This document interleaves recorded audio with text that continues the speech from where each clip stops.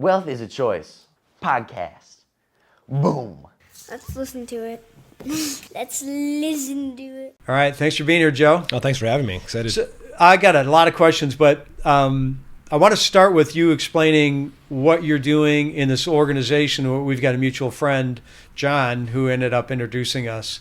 So if you can start off with letting us know what you got going on there. Oh, no, happy to. So I guess let me take a step back. So my day job before the Oakland Schools Education Foundation is I'm the managing partner of Emerge. We are a talent pipeline management firm, and kind of simply what that is we view talent like a supply chain, right? Where, not to call people widgets, right? But if you think of people as raw material that's refined through education and work experiences till they ultimately reach the end user of an employer, right? That's the talent supply chain. Now, Okay. in reality, you and I are continuing on our own talent supply chain. We're learning new skills, we're gaining new experiences. But at Emerge, we view our purview of that talent supply chain is roughly middle school through first career destination. So Okay. that could be, high school, post-secondary, into master's, PhD programs, anywhere skilled trades in between, right? So, but roughly 15 to 25-year-olds is kind of our purview. Okay. So that first career destination is kind of really what we focus on. And I connected with our mutual friend. So just so I understand yeah. it, so you're kind of identifying this is the capacity, this is how many widgets are out there. This is the direction that those widgets are headed in years in advance, and then aligning that with what the potential might be. So if you think of the young person that Yep. right? Most kids can barely explain what their parents do, Yep. let alone everything that exists in a community. So everything that we do is aimed at three legs of the same stool. Okay. Career exploration, helping kids understand what's out there, right? We don't believe in having kids find a dream job. That's an impossible task. Okay. We believe in expanding the funnel and then helping them cross things off the list and narrow it. Okay. Once they've started that exploration, then we move into skills development. So we're helping them with technical skills, soft skills, career readiness, those types of things, starting to get some experiences. And then the third leg is connecting them to either continuing education or work experiences, direct employment, internships, right? Whatever might be the right path for them. Okay.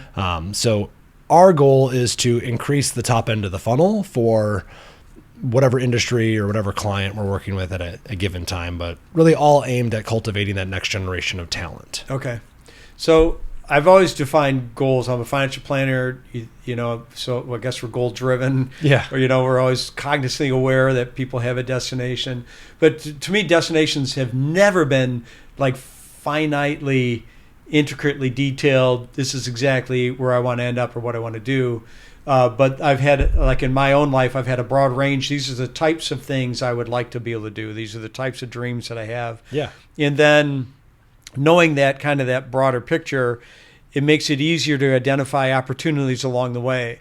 Like this is something related to this other thing I'd like to have the ability to do. And therefore, this is a likely step I should take. Yeah. I can see the connection. So I'm kind of hearing that as you're looking to discussing bridge it. the gap between interest and aptitude. Okay. Right. And so, right, I might be, really interested in cars, right? Okay. Metro Detroit, but I might not be mechanically inclined at all. Okay. Right. And so maybe I'm a math type student and I'm going to track towards being an accountant, right? But I can be an accountant in the auto industry. So that Okay. way I'm tying my aptitude with my interests. Got it. Right. And so a lot of what we do helps students start with self-awareness. Okay. So we're doing a lot of, self-reflection, personality type assessments that really identify key attributes that students have. And it's not like, I'm a type A person or I'm a Myers-Briggs, whatever, right? It's not that. It's more, I am at my core someone that is caring, someone that's a builder, someone that's a innovator or what have you, right? And then helping them see what sort of careers align with those attributes. Okay. And then, feet wet, hands dirty, getting them to try them out and see if it's a good fit, right? I use myself as an example. I was a geology major in college. Okay. And it's a skill set that I, unless we're on a hike, and I can share some interesting anecdotes, but I don't use them in my daily life. But I love rocks. Though, did you pick them up as a kid? I had always pocketfuls all the time. Loved the classes. Yeah. My dad's a forestry major, so like all of our family vacations were to national parks. Okay. Right. So science was always kind of a big thing in our house, and so I took the classes. Loved the classes. Loved the science behind it. Junior year, summer, I had an internship working in the oil industry in North Dakota, and realized that being a geologist in oil and gas is usually living in the middle of nowhere, sitting in a double wide trailer looking at shale all day, and realized that that wasn't for me. Yep. Right. And so I had the interest, but my aptitude and the way that I like to work did not align with that career. Got it. Right. And so both need to work for someone to have a successful career or a rewarding career, right? However you want to define that. Okay. And so helping students gain that information as early as possible. Okay. So that way they can make a more well-informed decision with their time and money on what they pursue, as they progress through their education. Okay. I don't know if I wrote it down. You guys have something on the Emerge website, which I'd like to bring up because I saw it, and you're describing this process. I don't remember the name of it. Might have to ask Ryan to look it up. If you go to the Emerge website, I didn't write it down. You guys have on the website, you've got, I don't know what you called it, principles or values. Our ethos? Yeah, the ethos. Our ethos, yeah. So we're a big fan of alliteration, so Emerge ethos is it's our core values, but yeah, I thought they were nice values. I really enjoyed reading through those. So they're all taken from different it's in line with what you're describing. It is. Yeah. And so I mean, you look at some of them and you can see like some of them are clearly taken from, one of them is whistle while you work, which is a clear, Disney reference, right? And so if you can't have fun at work and you can't enjoy yourself doing it, right, you're not going to be successful at it. Okay. Right. If you're going to work and dreading Monday mornings and, can't wait till 5 o'clock rolls around, right? There's no way in that mindset that you can be good at what you do. So we want to cultivate an environment where you're having fun. Yeah.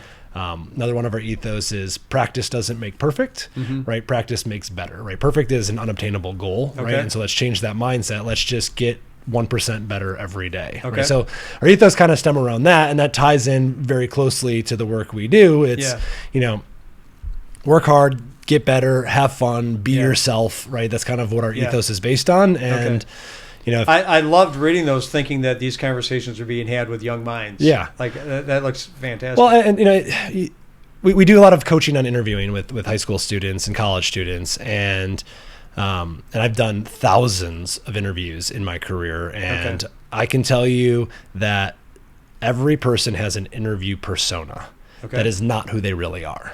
Right. And your job as a business leader or owner or HR representative or whatever, in an interview, your job is to break through that persona and find out who this person really is. Okay. Right. And what I tell kids is, be yourself in an interview, right? If they don't like you, you're not going to like working there. If you feel like you have to act and be a different person to be successful at work, you can only keep that up for so long before, you burn out or they let you go or you just resent everything that you've done. Okay. Right. And so be yourself. Right. And then, we kind of say like, just tone it down a little maybe for an interview, right? You don't want to, fly your freak flag, too brightly in an interview. But if you can't be yourself at work, right, and it really kind of showcase your personality, you're not going to be successful. And so we put an emphasis on being our true selves. And if they don't like you, right, then it's not meant to be. Okay.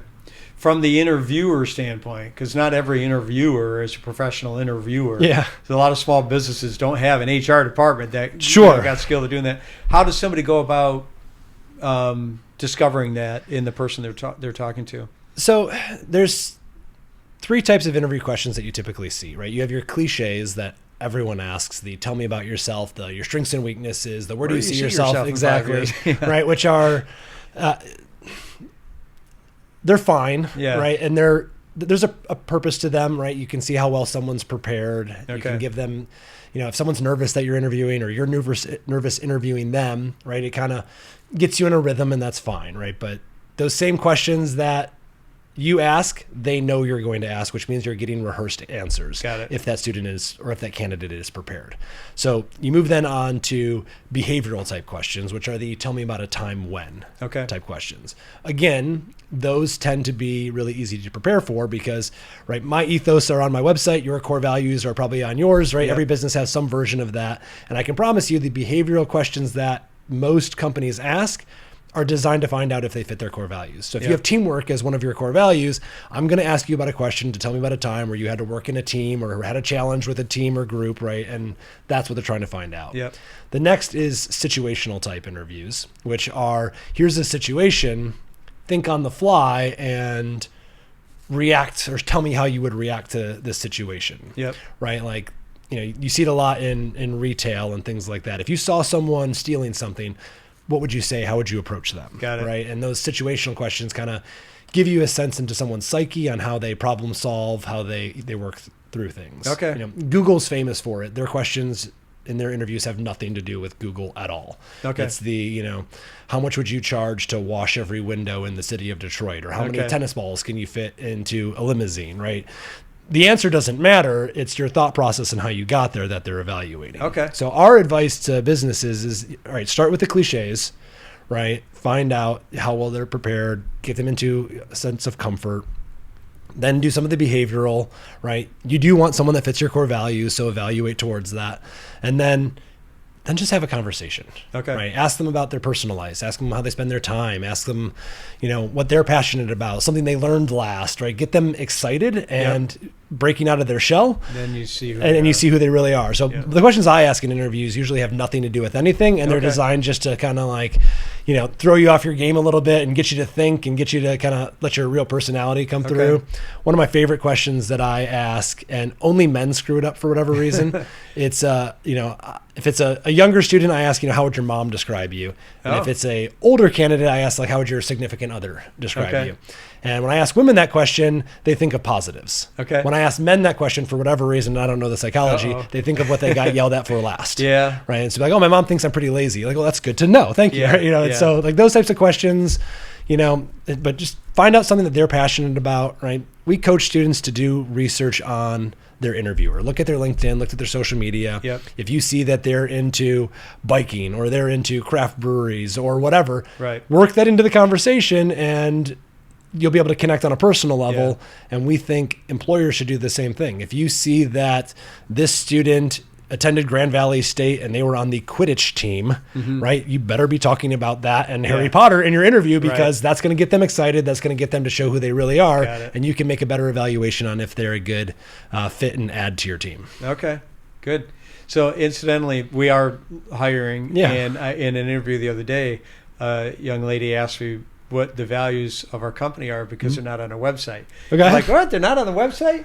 Ryan, we don't even have them on our website. So then I was looking through the website. I'm like, yeah, we don't have any values on our website. So I asked her, well, what kind of values would you be looking for? Yeah. And she's like, whoa, I wasn't expecting that. And then, but it turned into a great conversation. So then she had to really think about what values were important to her. And then I shared with her what's not on the website, but is important to us. We had a great time. Rocket Companies is famous for they call their core values or their ethos, their isms, right? And they've got a giant book. I think there's like 20 some of them. It's a lot. And they're weird things like eat your own dog food or something like that. And one of their interview questions that they always ask is, which of our isms is your favorite? Okay. Right. And they give prep, right? Like they send the isms out before someone has an interview, and like students or candidates should know it's coming. Yeah. But that their answer based on their research on their core values tells them where they want to lead the conversation or where they want it to continue to go. And then they share theirs and compare them and it becomes kind of the basis of their whole interview. All right. This lady was sharp. I also asked her, you know, what do you know about money? And she said, well, I know there's two types of assets, good assets and bad assets. Yeah. I'm the only person in the world that I know of that talks about good assets and bad assets. So she did some research. That's good. That's good. That's what you want. They don't right? all do it. You know, some do, some don't. And that's those cliche questions. You know, that's what they're designed to uncover is how well prepared is this individual. All right. Cool. Now the organization that so you met through so the organization that John connected us is the Oakland Schools Education Foundation, which is the nonprofit arm of Oakland Schools. Okay. So just a kind of overview of how education is structured. There are individual schools, right? So your elementaries, middles, high schools, whatever, that are all part of a school district. So right, we're in Bloomfield Hills right now. So Bloomfield Hills Schools has 1 high school, 2 middles, 4 or 5 elementary. Okay. That school district is part of Oakland Schools, which, depending on the part of the state, is either an ISD, Intermediate School District, a Educational Service Agency, ESA, right, or some version of that. Oakland Schools calls themselves Oakland Schools, but it's the Oakland Schools ESA or ISD. Okay. Right. There's, I think, 56 of those in the state of Michigan. That is, sometimes they're county based, sometimes they're regional. It's population. In Oakland County, Oakland Schools is the 27 school districts that make up Oakland Schools. Okay. And so what Oakland Schools Education Foundation does is it can apply for grants that have to go to nonprofits that support the schools. It can get individual contributions, donations, things like that to fund things. And so the primary function of Oakland Schools Education Foundation is to connect business with education. Okay. So our board is made up of local business leaders that have a passion in connecting students with career opportunities.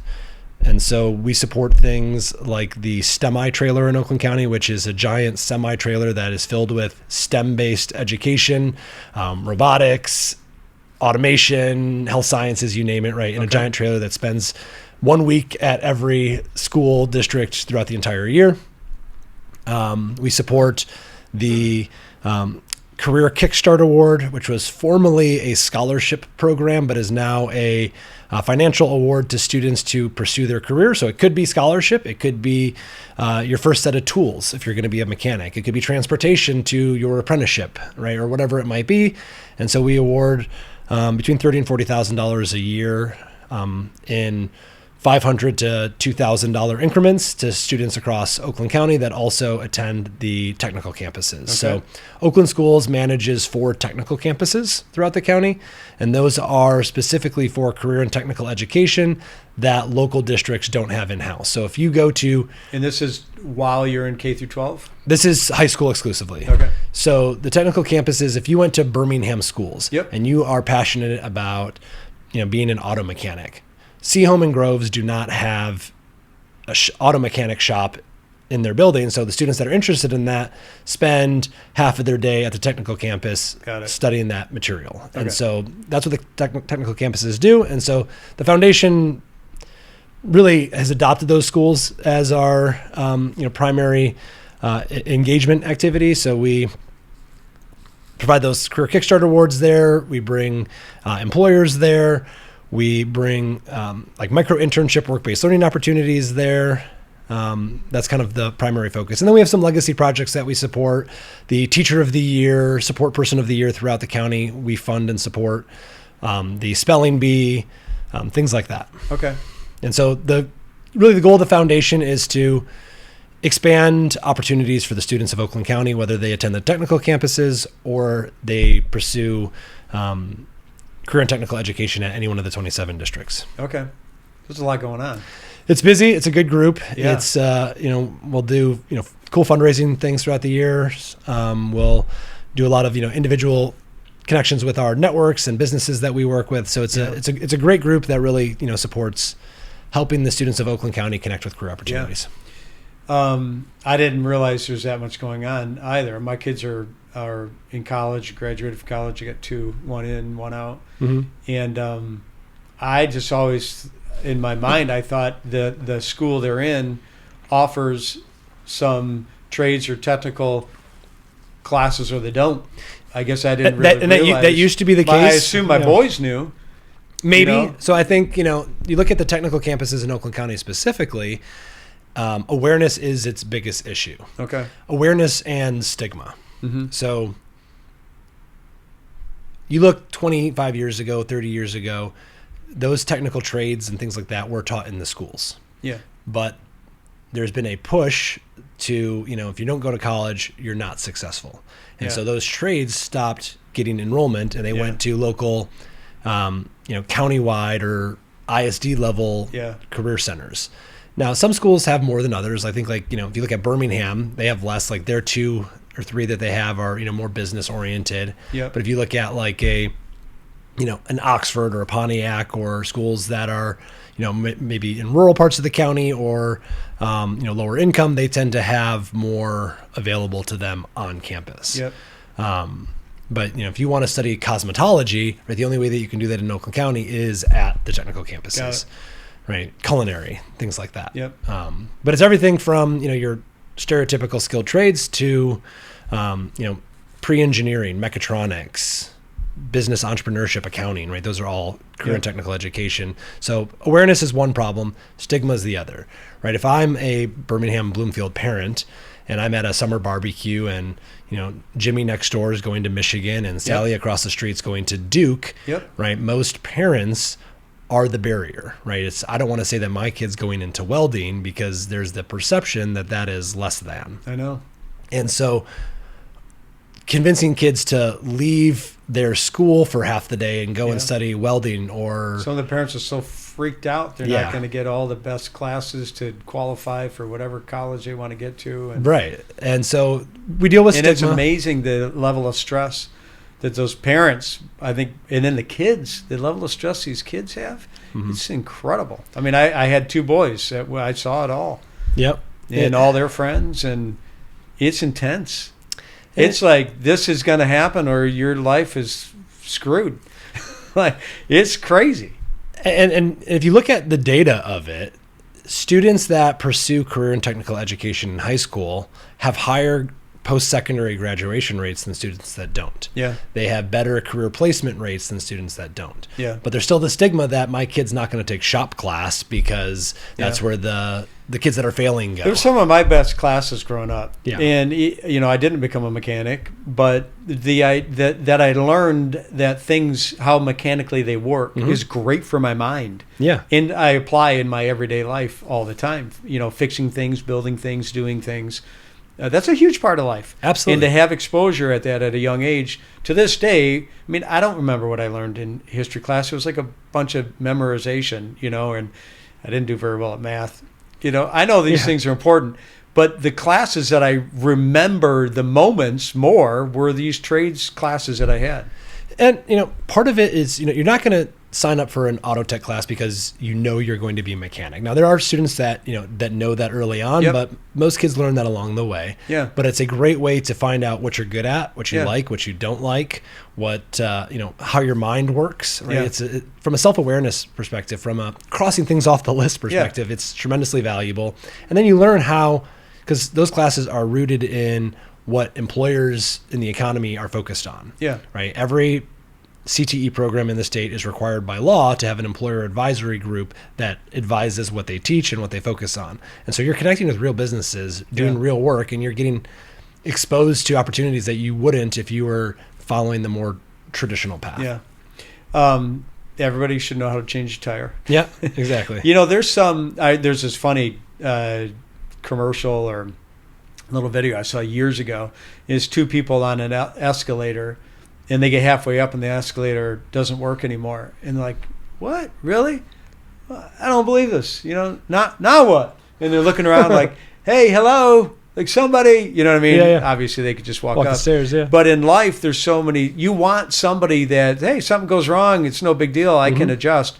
And you develop a lot of that mindset, mentality, and know-how if you've taken some classes that are physically doing something. Oh, absolutely. And I mean, we do a lot of virtual reality in schools as a business, and I can tell you within the first 15 minutes of a session with a class what kids are problem solvers and which kids have parents or teachers that solve problems for them. Yep. Right? Who can work through some sort of barrier that comes in front of them and figure it out themselves, and who gets stuck and raises their hand and asks for the answer, right? And so I think when you look at what employers want today, right, is those soft skills, right? They can teach the technical. I can't teach you to be a good communicator. I can't teach you to be a problem solver. I can't teach you to have the right etiquette, right? Those are things that, you have to develop kind of on your own and discover about yourself, and, through repetition and practice, right? You get there, right? And I think career-based education is a way to do that and hone those skills. Yeah. So I think the origin of this shift was back when Granholm was the governor. Excuse me. And this is a mistake that I think that she made, and we all recognize it now. She did a lot of good things, but she was at a governor's conference, and at the time, Michigan had like the lowest statewide requirements for high school graduation. I don't know, out of 50, we were like 49 or 50 or 47 or something like that. Mm-hmm. And she came back from that governor's conference. It was embarrassing because they got it all up on the big board. Everybody's looking at it, and that looked like that was discussed as a really bad thing. What was going on back then is every school district had their own high school graduation requirements, and the state had some that were mandated, and then they let all the districts have their own. Yep. And they could have been extremely robust or whatever, and then it became statewide mandates are going to be the most robust in the nation for college ready. And it was all about college ready, and then it was college ready or nothing. And I think a lot of that stigma developed at that time. And maybe if people recognize even just how the stigma developed, it didn't need to happen back then. Like there was nothing wrong with these school districts having, and we don't need to make it where kids don't have enough flexibility in their curriculum to choose alternate things to study. Right. It doesn't need to be as rigid as it became. But a lot of the stigma developed there, and we still hang on to it. And what happens, like I've noticed, and I grew up in the UP, and I still get the hometown newspaper. The actual newspaper gets delivered to me, and they show every kid that's graduating, in May or June, and picture of them in the big newspaper, and what their plans are. And a lot of the guys I don't know what I'm doing next. Yeah. And a lot of the women do, and they're going to go to school. And I hear college, like the female rate is like over 50% now. It's like, in a lot of them, it's like 60%. But a lot of guys don't know what they're going to do. And again, that's looked at as really negative, but sometimes these avenues just have been closed to them. So I think it's okay to not know what you want to do, right? I think there are working adults that still aren't sure exactly what they want to do, when they grow up. That's fine, right? That's expected, right? You from 16 to 18 to 21 to 25, right? I think are some of your biggest personal growth years, right? Where you really kind of find out who you are, right? While you're in high school, you're who your parents and family and immediate friends have made you. Okay. Right? As you start to go out on your own, you start to develop who you really are. And it's a version of that same first person, but right, you start to mature, you start to be comfortable, you stop trying to mold yourself to who others want you to be and start to become who you really are. Yeah. And most kids aren't exposed to all the options out there that exist. So not knowing is fine. What's not fine is not having a plan to figure out what you want to do. Because that can be depressing. Right. Yeah. If it's that just can be anxious and depressing. If I'm graduating and I'm going to feel stuck in a hole. Yes. And I don't know what's next, and I'm just going to spin my wheels, or I'm going to, work at fast food or retail just because I need some money and my parents say I have to get a job, like you're going to feel stuck. Yeah. Right. But if your plan is to, I'm going to start working here and figure out if this is what I like, or I'm going to go to college and I'm going to focus on, these classes and figure out which one I want to major in. Yep. Now, you can make the argument that college has maybe become too expensive of a place to figure out what you want to do. Yep. Right. And so the more that you can do that in high school, so that way you're using that time and money as efficiently as possible, the better, right? But you're not going to find your dream job in your first job, right? I don't care what industry you're going into, what job you get. Everyone hates 80% of your first job, because you're doing all the stuff that no one else wants to do in the business, right? And you like 20% of it. And at the end of your career, when you're at the top or successful or wherever you end up, you probably like 80% of it, and there's still probably 20% that you don't. You're never going to like 100% of what you do, and your goal over the course of your career is to flip that ratio, right? In your first job, right, you're going to hate 80, like 20, right? The next one, maybe it's 60-40. Then you get to 50-50, right? And then as you constantly progress, but no one likes your first job, right? It's you're doing everything that is the busy work. You're doing the things that are the manual labor that has to get done, right? You're at the bottom of the totem pole, right? And that is where you fine tune what you like and what you don't like. right? And so going out and having those experiences will help you inform what comes next. How do you start flipping that ratio? And so I'm 54 now, and I think I mostly love everything I finally get to do. well, but there's probably 20% of like paperwork there's always or dealing with trouble, Yeah. some clients, right? Like no one likes 100% of their job, right? Like that'd be ridiculous, right? But as long as you can get the ratio more positive than negative, right, you're doing something right. And so as a kid, right, the earlier that you can start to narrow that and find out things that you like and don't like, right, the better it's going to be for you, right? You don't want to be 40 years old and still hate more than you like, right? That means you've made, decisions that haven't pointed you in the wrong way, or you haven't stepped up and made the changes that you need to make. Yep. So the biggest buzzkill question that I learned you can give to a whole group of young people is, so what are you going to do next? Yeah. Eller graduated from college last year, and his friends would come over, and a phenomenal group of people, guys and girls. And I'd ask, because I'm interested, you know, hey, Noah, what are you going to do now? And you talk about a room getting just, shutting down. Don't make eye contact. He might ask me next. And then finally I'm like, what do you guys think when I ask you that question? And we had a conversation about it. It's like, it's not threatening. That's not the right word, but it was, I don't know. Intimidating? Yeah, and it made them feel like they have to have a good answer and all this stuff. I'm like, I love you guys. I'm just genuinely interested. It doesn't matter what it is. I'm just genuinely interested no matter what your answer is. But it is such a big pressure question. It is. And the problem is we're not preparing students to shape the answer to that early enough. Yeah. Right? You look at...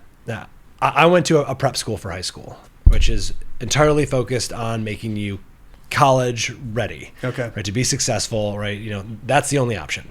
And not do you like what you're going to do, right? And I talked to all my friends I graduated with, and very few of them have careers that align with what their major was in college. Okay. Right? Like I'm geology, right? It's everyone's kind of found their way after the fact. Right? And I come from a group where most of my friends didn't have to take out student loans, and it is a little bit more realistic for that demographic to be able to focus on finding themselves in college and figuring out what they want to do later. Yep. Most people don't have that luxury, right? And so starting middle school, high school, you need to start expanding your funnel, seeing what's out there, removing things that you don't like, right? Changing the perception you have on different careers. Like, you might think you want to be a lawyer because you love law dramas on television, or a doctor because, Grey's Anatomy or whatever, medical drama resonates for you. But you talk to, why kids say they want to be a lawyer is because, the courtroom drama and the, grilling someone on the stand and testifying in front of a jury, that sounds exciting. But what you don't realize is most law professions are 99% just reading and writing all day. Yeah. Right. And not exciting writing, right? Yeah. Very, legal jargon writing, and that's not exciting. Right. The courtroom dramas are that. They're dramas, right? They're not real life. Yeah. And so they probably thrive on making a deal, not getting in the court. Yes. Yeah. You talk to most trial lawyers, they don't want to go to trial. They want to, settle beforehand, right? And so that's some misconceptions on what careers are. So the more exploration you can do and trying things out and getting your feet wet and hands dirty and seeing what's out there will help you make more well-informed decisions about what's next. And then you tweak as you go, right? You don't have to have a plan. Like I hate the, where do you see yourself in 5 years question, not because it's cliche, but because 5 years is a long time in the way that we consume information and knowledge now, right? So much can change between now and then. In 5 years, the job I want might not exist today, right? You look at how, things like AI and, technology is impacting workforce, right? The jobs that exist 5 years from now don't exist right now. Okay. Right? And so what you should be focusing on is finding skill sets you like to use and are good at, industries that you're interested in, right? Because again, back to that interest and aptitude, right? You need to get those to match to find success. And so finding out those things and understanding what different careers offer and what skill sets are needed that are, kind of cross utilized, right? If I have customer service skills from a restaurant, that could do me well in the financial industry dealing with customers, right? So those, those building block type skills, right? That's what you should be honing earlier on and Okay. finding out what you're good at and what you like to do. All right. I'm glad you and John crossed paths. Yeah. And he could connect you into this organization because you're obviously a phenomenal person to help lead it. It's a great group to be a part of. Super excited to be involved with Yeah. it. And obviously, since it ties to what I do for a living and, Yeah. what I'm obviously passionate about and care Yeah. about, makes it fun to be involved in an Yeah. organization like that. I don't remember if I asked you because John connects people to all kinds of stuff. I don't remember if I asked you. It was in my head. Did he talk to you about being a distinguished clown? He talks about his distinguished Okay. clowns always. That's how I first met him. Always. Okay. Yes. He is. Have you done it? I've never done it. Okay. He's the longest serving Yeah. distinguished clown in the Thanksgiving Day Parade. Yep. He's, tries to recruit everyone he knows He does. into it. He does a good job of it. I've never gotten roped into it though. Oh, I've done it a couple times. It's been a long time, but the first time I did it, it is pretty neat.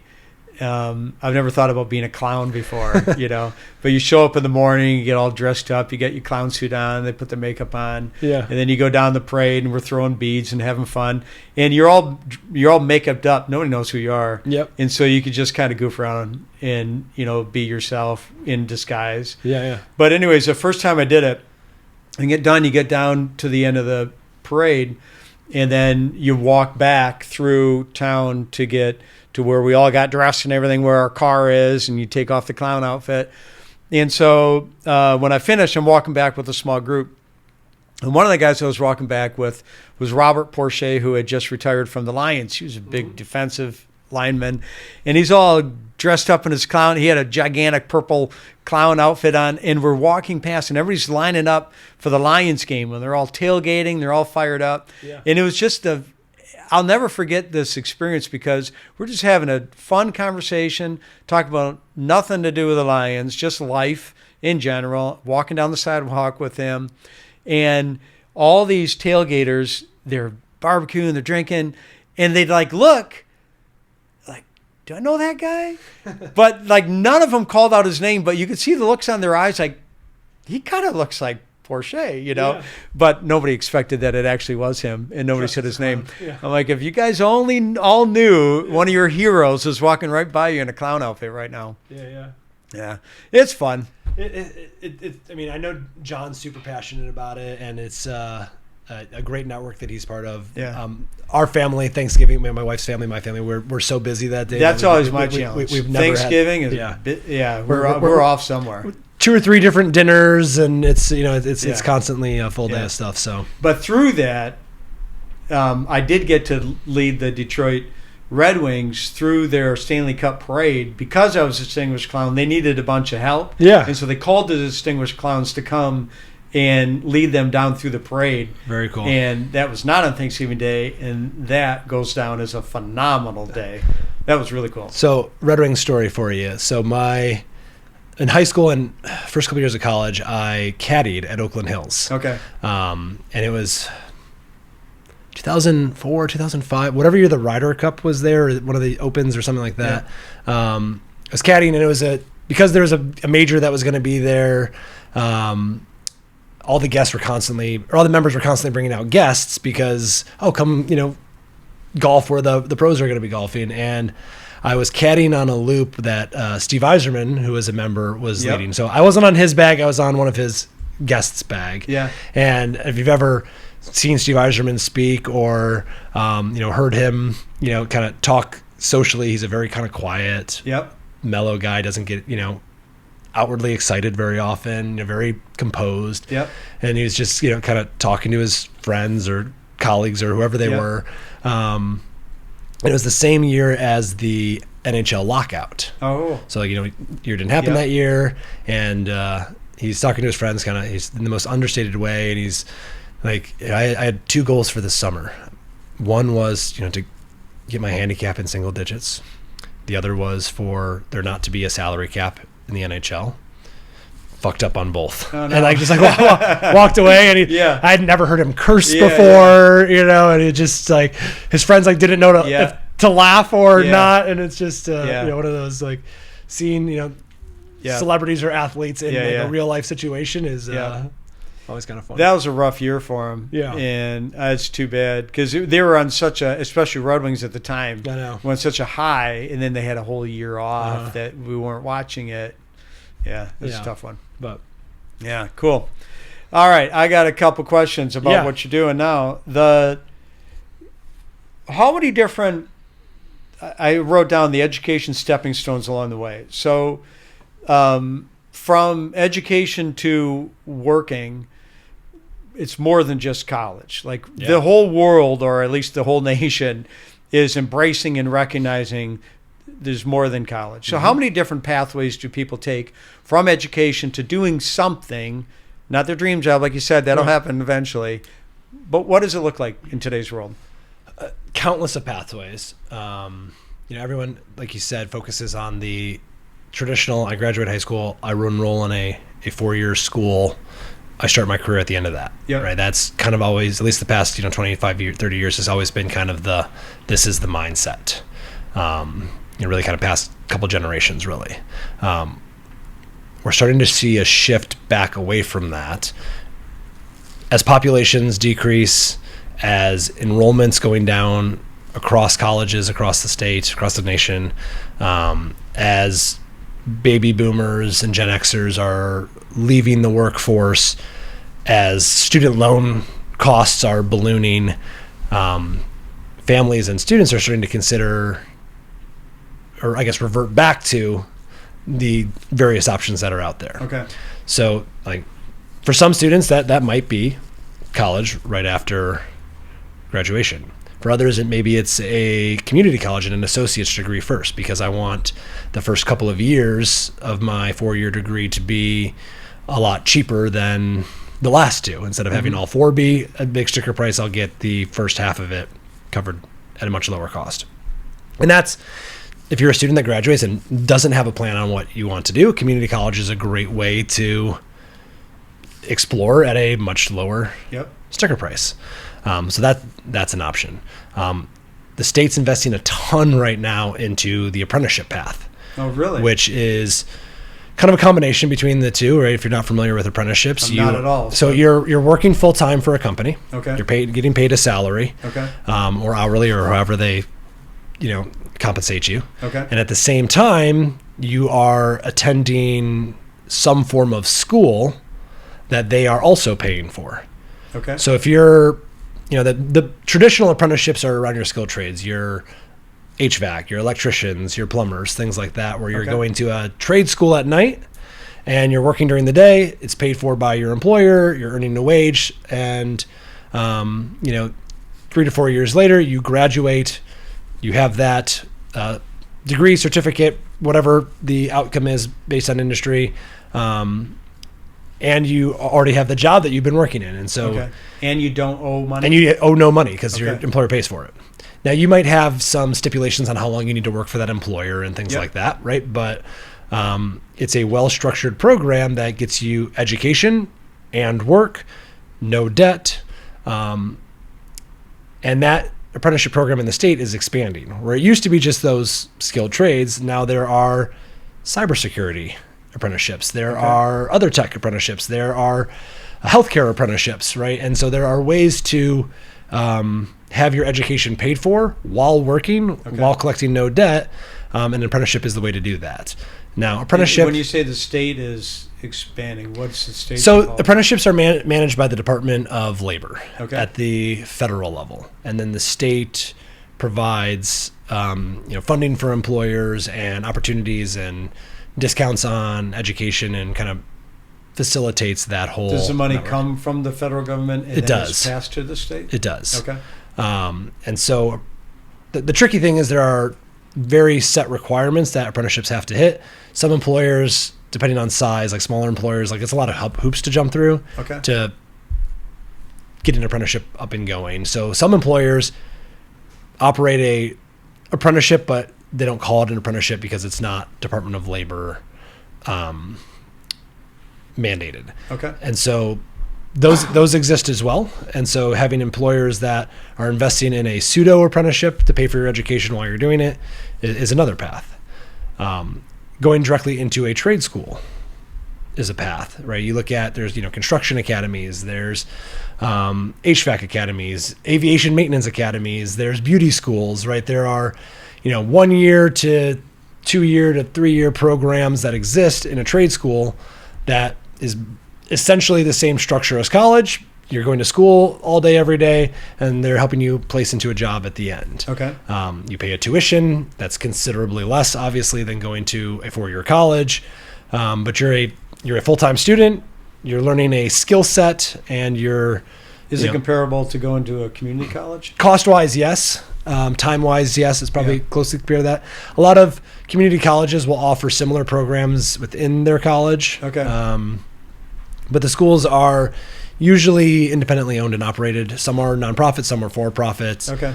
Some local examples in Michigan are like, there's Southeastern Michigan Construction Academy. There's Dorsey College. There's Baker College used to do a lot around skilled trades. They've kind of morphed into the traditional associate bachelor path, but they had a lot of that.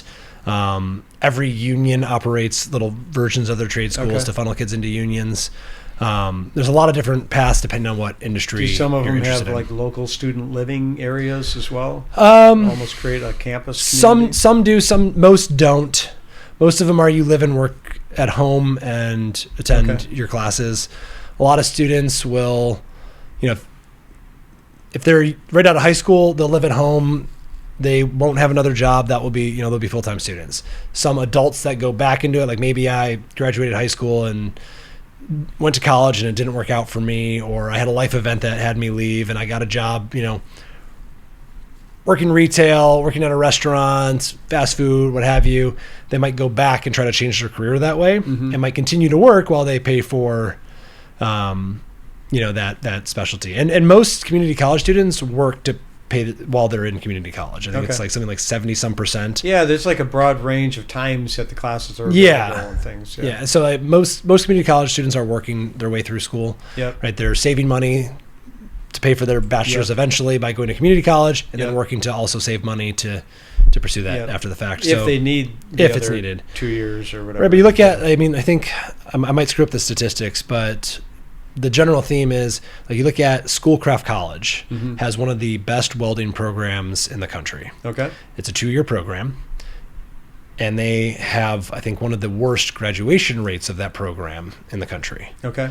Because after year 1, employers think that they are trained well enough and will grab them and pay them to leave and say, I can teach you the rest that you don't have in that last year. Yeah. You've got the foundation that I need to build on. And so they're not graduating and completing that certificate or that associate's, but have the skill set already. Yeah. And I think part of it Interesting is where graduation rate being bad is not a negative thing in that. Schools are motivated by keeping you there, paying tuition for as long as possible. Yeah. Right. You look at, and just change like a more traditional white collar career, accounting, right? To be in a CPA, you have to have 150 credit hours of education. Yep. Plus 2,000 working hours. Yep. That is roughly 5 years of college, 150 credit hours. Yep. If you ask every managing partner at all the firms, they would say that I don't care about 150 credit hours. I care about the 70 to 80 credit hours that are finance and accounting specific. Not gym. Not basket weaving, right? Whatever, right? Like, and so it's clear that, it's some schools convince them that, like, oh no, they need to have their master's to be an accountant. Like, you're the same as lawyers and doctors. You need advanced education, and that's not the case. Yep. And so, and the MSCPA, to their credit, just made a change with the state of Michigan. You can follow that traditional 150, 2,000 path, or I think they shortened it to 120, which is a 4-year degree. And I think I don't remember the exact hours, let's say they doubled the working hours. Yeah. And so it's a path now that's more realistic because accounting is seeing their enrollment numbers go down. Yeah. Right. And accounting tends to ebb and flow with the economy, right? Yep. Bad economies, people go into accounting because everyone always needs accountants. And in good economies, they tend to go into finance. In the working hours, are they typically paid? Yes, almost always. Good. Yeah, I mean, so bonus. Instead of paying for the extra credit hours, you're getting paid. You look at internships at like a public accounting firm, that's probably in the $25 to $35 an hour range. Okay. Now, you're working during a busy season more often than not. So Yep. you're taking a semester off school, which prolongs your graduation, and you're working, 70 to 90 hours during that Yep. busy season, but you're getting a ton of experience and, Yep. getting your way towards that requirement. Yeah. And so it's all paid, right? And so, but the point is, right, schools are not motivated by your success after they leave. Yep. They're motivated by your tuition while you're there. Yep. And so I think we're starting to see that shift from, right, what outcome are we measuring? Yep. Right. And I mean, if you ask me, where I think education will be 50 years from now, I think the major employers around the country will have their own schools that they operate. Yep. Right. And you're already starting to see it like in the tech space. Like Dell has a huge tech academy in Texas that they operate and run. Yep. Deloitte has academies that they run around the country. Isn't that like Google. Planet Terror? Have you seen what they're doing? No. Yeah, I think something similar. Yeah. They've So got their own school. what they're realizing Yeah. is like, all right, I don't need all the fluff that you're getting at school. Yeah. And I mean, and not to argue against it, right? But like there's value in, having a liberal arts education and Yeah. learning, more about yourself and ways of thinking and problem Right. solving. Like there's a value. That's not what I'm Yeah. saying. But from an employer perspective, they want you to have specific skills. Yeah. And so it's easier to have you go there and then have a dedicated workforce coming out Yeah. of it. I need to update this stat, but last I looked, I believe nationally we were only at like 60% graduation rate on college. And I don't know, anytime I've checked a lot of schools that, it's not 100%. Nope. Like some are lower than others. Now that one example you gave, that's for a different reason, that's not a bad thing. No. But when you're trying to get your 4-year education and you've already paid for 2 or 3 years of it and you don't graduate, that is a bad thing. Yeah. If I went to, And I didn't graduate. I went to school. I didn't finish. I got a lot of what I needed. I had some experiences that I guess I needed at that point in my life at that time. But I ran into some complications. I didn't end up finishing. Yeah. It turned out okay. But for a lot of people, it is a horrible formula because you got student loan debt. You don't have a college degree.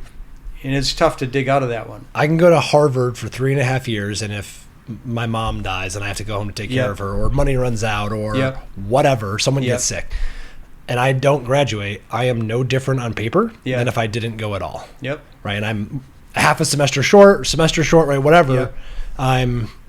It means nothing, right? Yeah. And so we're starting to see schools recognize that and switch to a stackable credential type model. Yep. Right. I think like Grand Valley is an example. They do a great job of it here in Michigan to, get certificates and credentials and, different steps up along the way that you can build upon. Yep. Right. And in Michigan, right, we have our 60 by 30 mandate that Governor Whitmer has been pushing, which is 60% of the population having a post-secondary degree or credential by 2030. Yep. Right. And the only reason that it exists is because 60 by 20 didn't happen. Yep. Right. And so, and it's, location specific, but Do you work with a guy in Grand Valley, Todd, maybe? No, okay. I've been hearing his name. He's a Manistee alumni. I can't think of his last name right now. But somebody else just brought up Grand Valley the other day and all this work that this guy's doing because he is working in placement.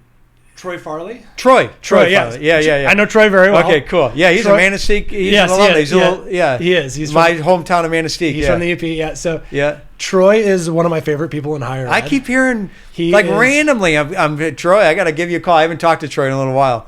He'd get mad at me. I describe him as the only executive in higher ed that hates higher ed. Okay. Right? And he doesn't like that description of himself, but he is... so if to work in higher ed and have a director role, you have to have a master's degree. Okay. Troy does not.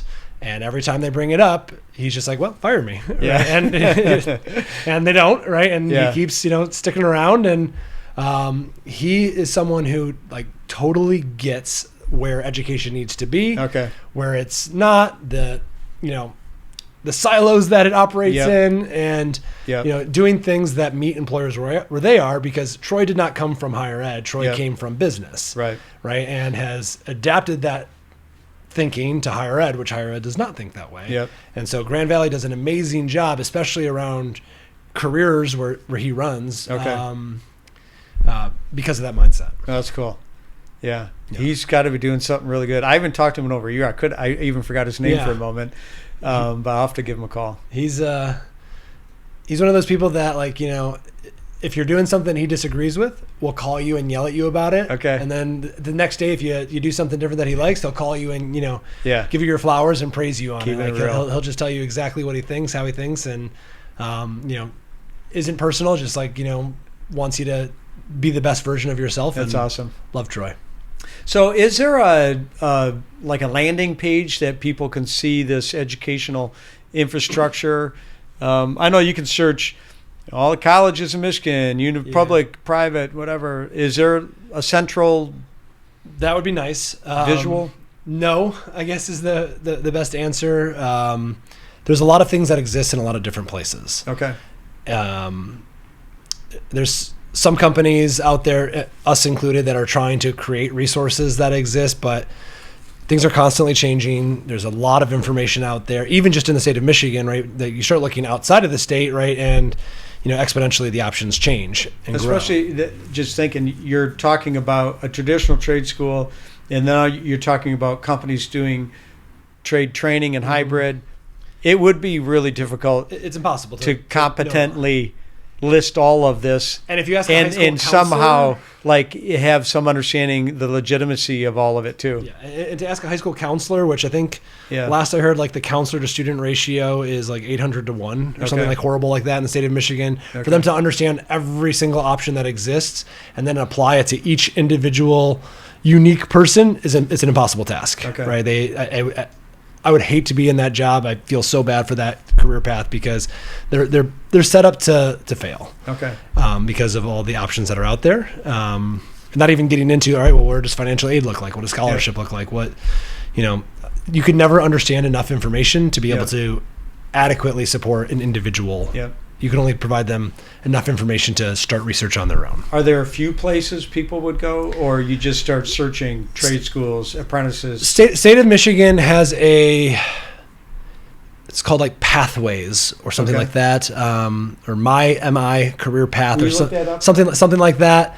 They do an okay job. Like you can put in your information and it'll start to churn out information. I think it errs more on traditional post-secondary rather than Probably trade schools. would, you know, Because naturally. the state's goal is Yep. that 60 by 30, and And while how would they know what companies have a good apprenticeship? and not? they'll They're have not none gonna of that. qualify that. They'll never even promote that, right? Because Right. that's, you know, private industry. They'll promote public institutions first and foremost. Yep.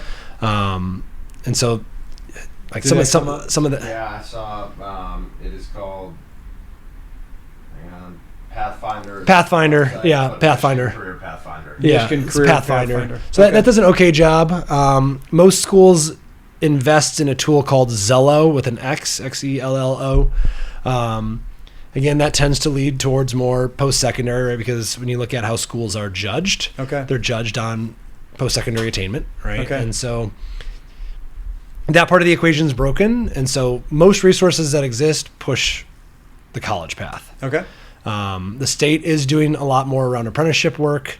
They're doing a lot of work around STEM-based careers. The state puts out their hot jobs report, which I would argue is flawed, right? When you look at the hot jobs report, it's going to show you the, 50 hottest jobs that are going to be available in the next few years in the state Okay. based on income and availability, right? So like it's not just availability, right? 'Cause if you look at there's a ton of, part-time line cooks that Okay. are going to be available, but the income does not match the availability. So it wouldn't be included. Okay. And what they do with that hot job report is they tell you, all right, what sort of education is required to do it. Okay. And that's the part that's flawed, because what they do is they survey people in that role now, what's the level of education they have, Oh wow.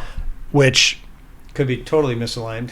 could be right, could be Yeah. wrong, right? I Yeah. mean, if I'm on your sample case of what does someone in HR need, or someone in, workforce development need, a geology degree is not necessary, but that's Yeah. what the data would show. Right. If you interview every salesperson Yeah. and they have bachelor's degrees, do you need a bachelor's degree to be good at sales? Yeah. No, right? Right. And are there bachelor's degrees? Are they in sales programs?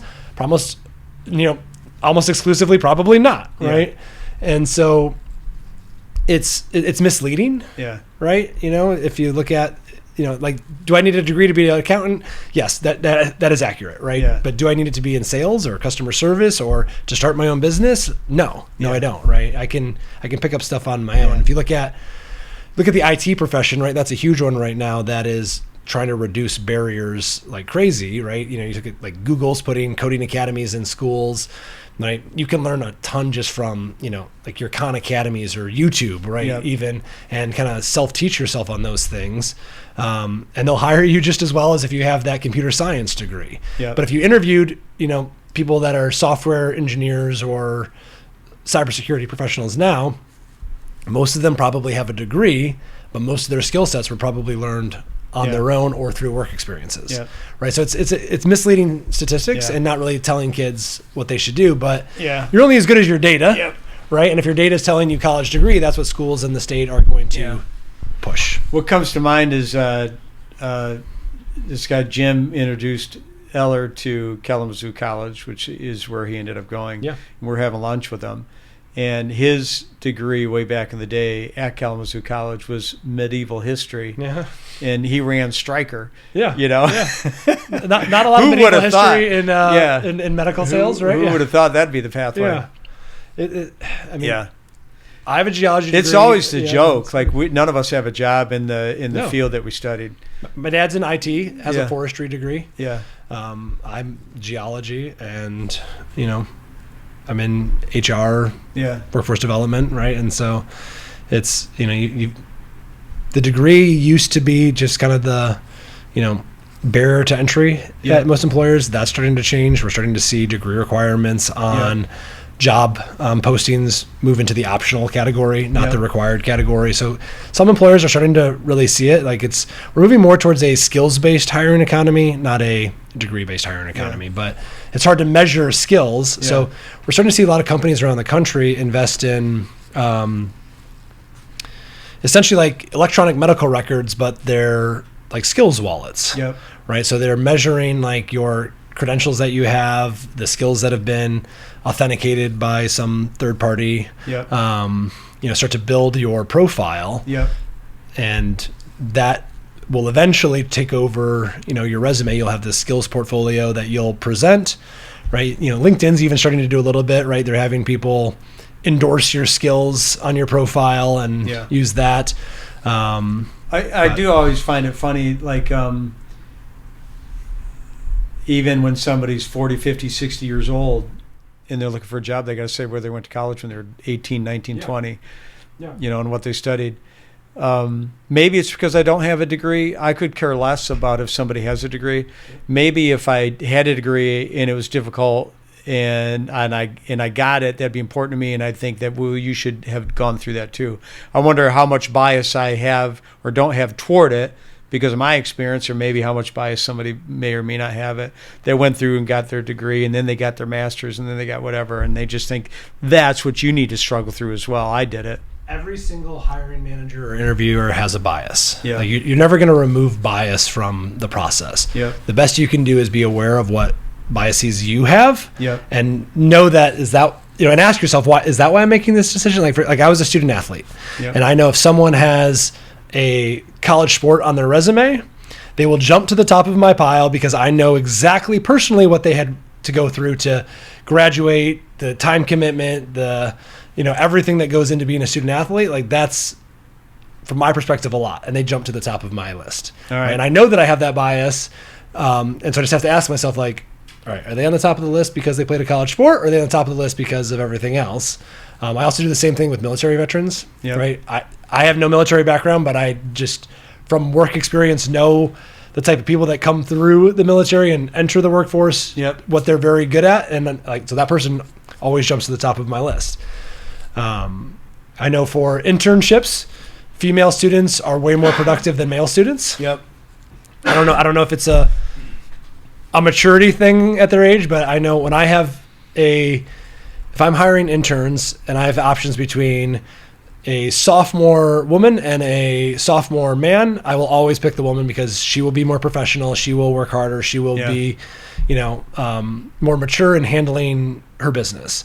I kind of lean that way too, because I grew up with a family of 8 kids, 7 brothers and sisters, 4 boys and 4 girls, and my sisters are freaking rock stars. Yeah. They just the impression they made on me at a young age. And my brothers are great, but my sisters are rock stars. Yeah. So I'm going to guess, student athlete, basketball, 3-point shooter? No, I played lacrosse. Lacrosse. Yeah. You know, believe it or not, that was going to be my second guess. Yeah. But I figured, I just looked at your shoes. Okay, not a track runner. No, those aren't running shoes. No, not a track So runner. I'm thinking kind of basketball shoes. Maybe he played basketball. Nope, that's not my game. I played YMCA basketball for like 2 years. You and definitely weren't the dunker if you were basketball. Not my skill set. Nope.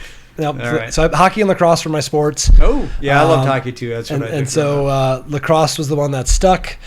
Played 4 years of college, and I did hockey in the UP, so we were pretty good. Yeah, but we didn't have artificial ice, yeah. So we got our asses kicked by all the towns that had artificial ice. They just got to play a lot more than we did. Yep. We were kind of, this was back, and I'm 54, so this is back when the Hanson brothers and Slapshot. Yep. So we were kind of the rough and tumble hockey team. Yep. We were not the skilled one. Yeah. Well, that's that. We try to muscle our way to the finish.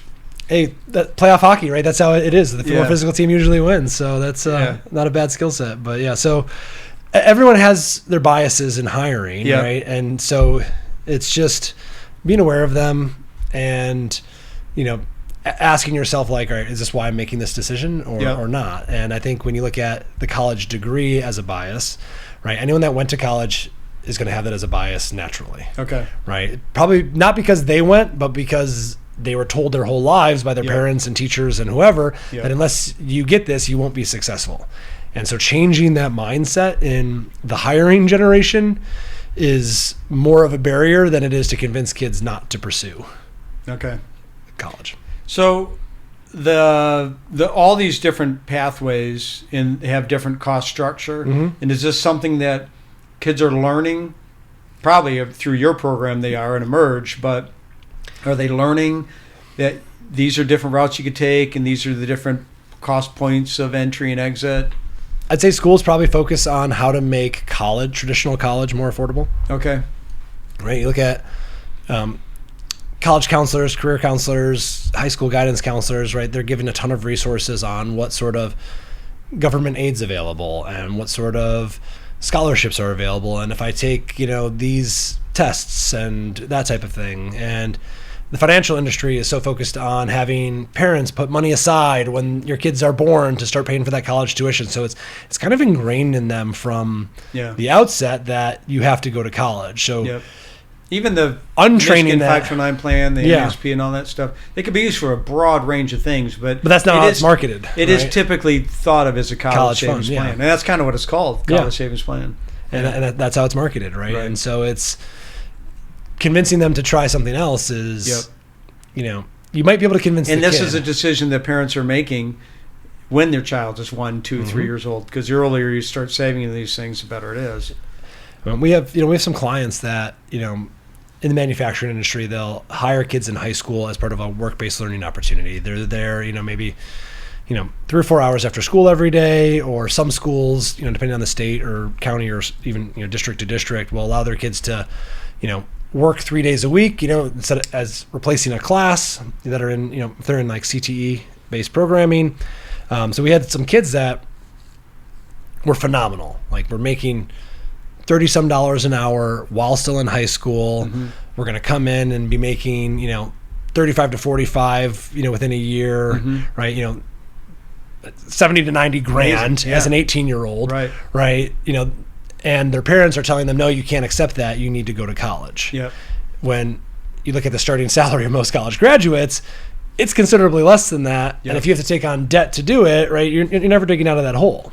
Where if you look at Marathon Oil, right, pays welding students, like in that Toledo area they have, it's like $35 an hour starting wage. Okay.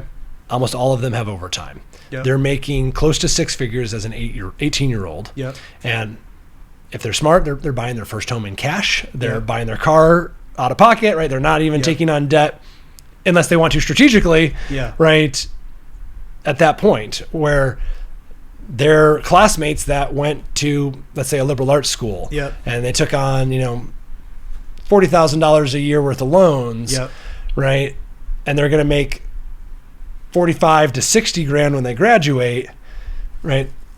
But they're Mathematically, financially, it makes more sense. Oh yeah, But they are not viewed as the more successful person the Yeah. college graduate is. right. My second son, Owen, one of his buddies always wanted to be a firefighter. Yeah. And ever since he was a little kid. And kudos to him, like you said in the beginning, not a lot of people know what they want to be when they're younger. He did. Mhm. And he's been making bank for 2 or 3 years now. And Owen and all his buddies are still in school. You know, they're not even going to think about having a decent job for another year or two, maybe. But Yeah. we'll see what happens when they get out of school, you know. But it's been funny. They all get back together when they come to town and everything. And Cole's doing great. You know, throwing it into the Roth 401k. And Yep. and actually, Ryan, do you mind handing me my calculator real quick? So the crazy thing, like you said, you know, not having a mortgage on the house or a car unless they want to. But the crazy thing about wealth is without pensions and stuff, I mean, basically anybody in their 20s or 30s right now is going to have millions of dollars in order to successfully be able to retire. Yep. You know, it just takes a decent amount of money. And bottom line, if you're in your teens or your 20s right now, to have $5 or $6 million is really not that hard to do either, by the way. Yep. Like, it's not a big number. You could end up with 10 or 12 or 13 or 14. But the way you get rich is by how much money you invest. I call it buying wealth. How much money you pay into it, what rate of return you earn, and how many years you have. Yeah. You know, so somebody at, let's just say 20 years old, saving $10,000 a year for 10 years at 10%, it's got 185 grand 10 years later. And then, yep, did that twice just to make sure. Measured twice, cut once, Yeah, right? Exactly. So then 185 grand, you leave that alone, you're now 30 years old, say. So you leave that alone for 30 years, don't put anything into it, at 10%, you got $3.2 million. And that's only 10 grand. Yeah. You know what I mean? That's not that much. I think you can max with the 401k at like 23 grand or something like that. Yep. But the point is, within that first 10 years of life, if you can get started, life, career, Yeah. job, post, you know, that's even age 20. It's not age 18. Yep. You can literally pay for half of your retirement with 100 grand, Oh yeah. $10,000 for 10 years. You can buy $4 million worth of your retirement. Yep. And a lot of people taking a different pathway, they don't get that experience at all. No, and it all stems towards, right, do students have the right information in front of them, and Yeah. more importantly, do their parents have that information in front of them? And I think that's the crux of the real problem. Is a kid might be interested in a non-traditional path, but them having the knowledge to articulate that to their parents and the parents understand it is Yep. something else entirely. Yep. I think there's so much in life out there where a college degree is the way to go, where a trade is the way to go, where apprentice is the way to go. I think the major important thing is accepting and recognizing that they're all great options, and what seems to be the most fit for the person that's trying to pursue something, and they're great options to be proud of and to be happy with. We tell kids there's no right or wrong choices Yep. about college, career, Yep. whatever, but there is a right or wrong choice for you individually. Yeah. And you need to figure out what that right choice is. And the only way that you can do that is by trying things out. Yeah. You're not going to figure it out by watching TV or reading about industries. You're Yeah. only going to find it out by going out and trying them. Yep. Right? Like, back to my example, right? Like, I thought geology and working in oil and gas is what I was going to do. Yep. Right? Loved the subject matter. But then when I went out and tried it and spent a summer in North Dakota, Yeah. I realized like I do not enjoy the actual work of it. Yep. And so crossed off the list. Yeah. Right? And so you have to be able to go out and try these things and Yep. have internships, have summer jobs, and figure out what you like and Yeah. what you don't like. I know all my in high school, all those tests that you used to take to match you, They all said I should be a farmer or a conservation officer, like every single one of them. I don't know why farming, because I don't like farming. I can't grow anything. But bottom line, I love the outdoors.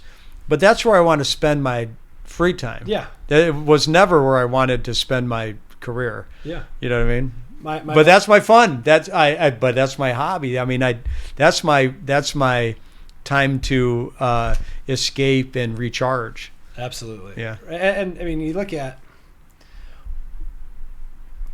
what you're really passionate about, to your point, should not necessarily be what you do for work. Yep. Or you can be passionate about work, but you look at, I mean, professional athletes is a great example, right? They're doing a job that most of us at one point in our life would have loved to have been a professional athlete in something, right? But you look at how much of a business they treat it like, it's because they don't enjoy the sport anymore. Yep. By and large, it's not fun for them anymore. It's a job. Yep. Right. And there are moments of joy and like everything else, right? But if you want to maintain your passion in your hobby, right, don't do that for a career. No, that's a good point.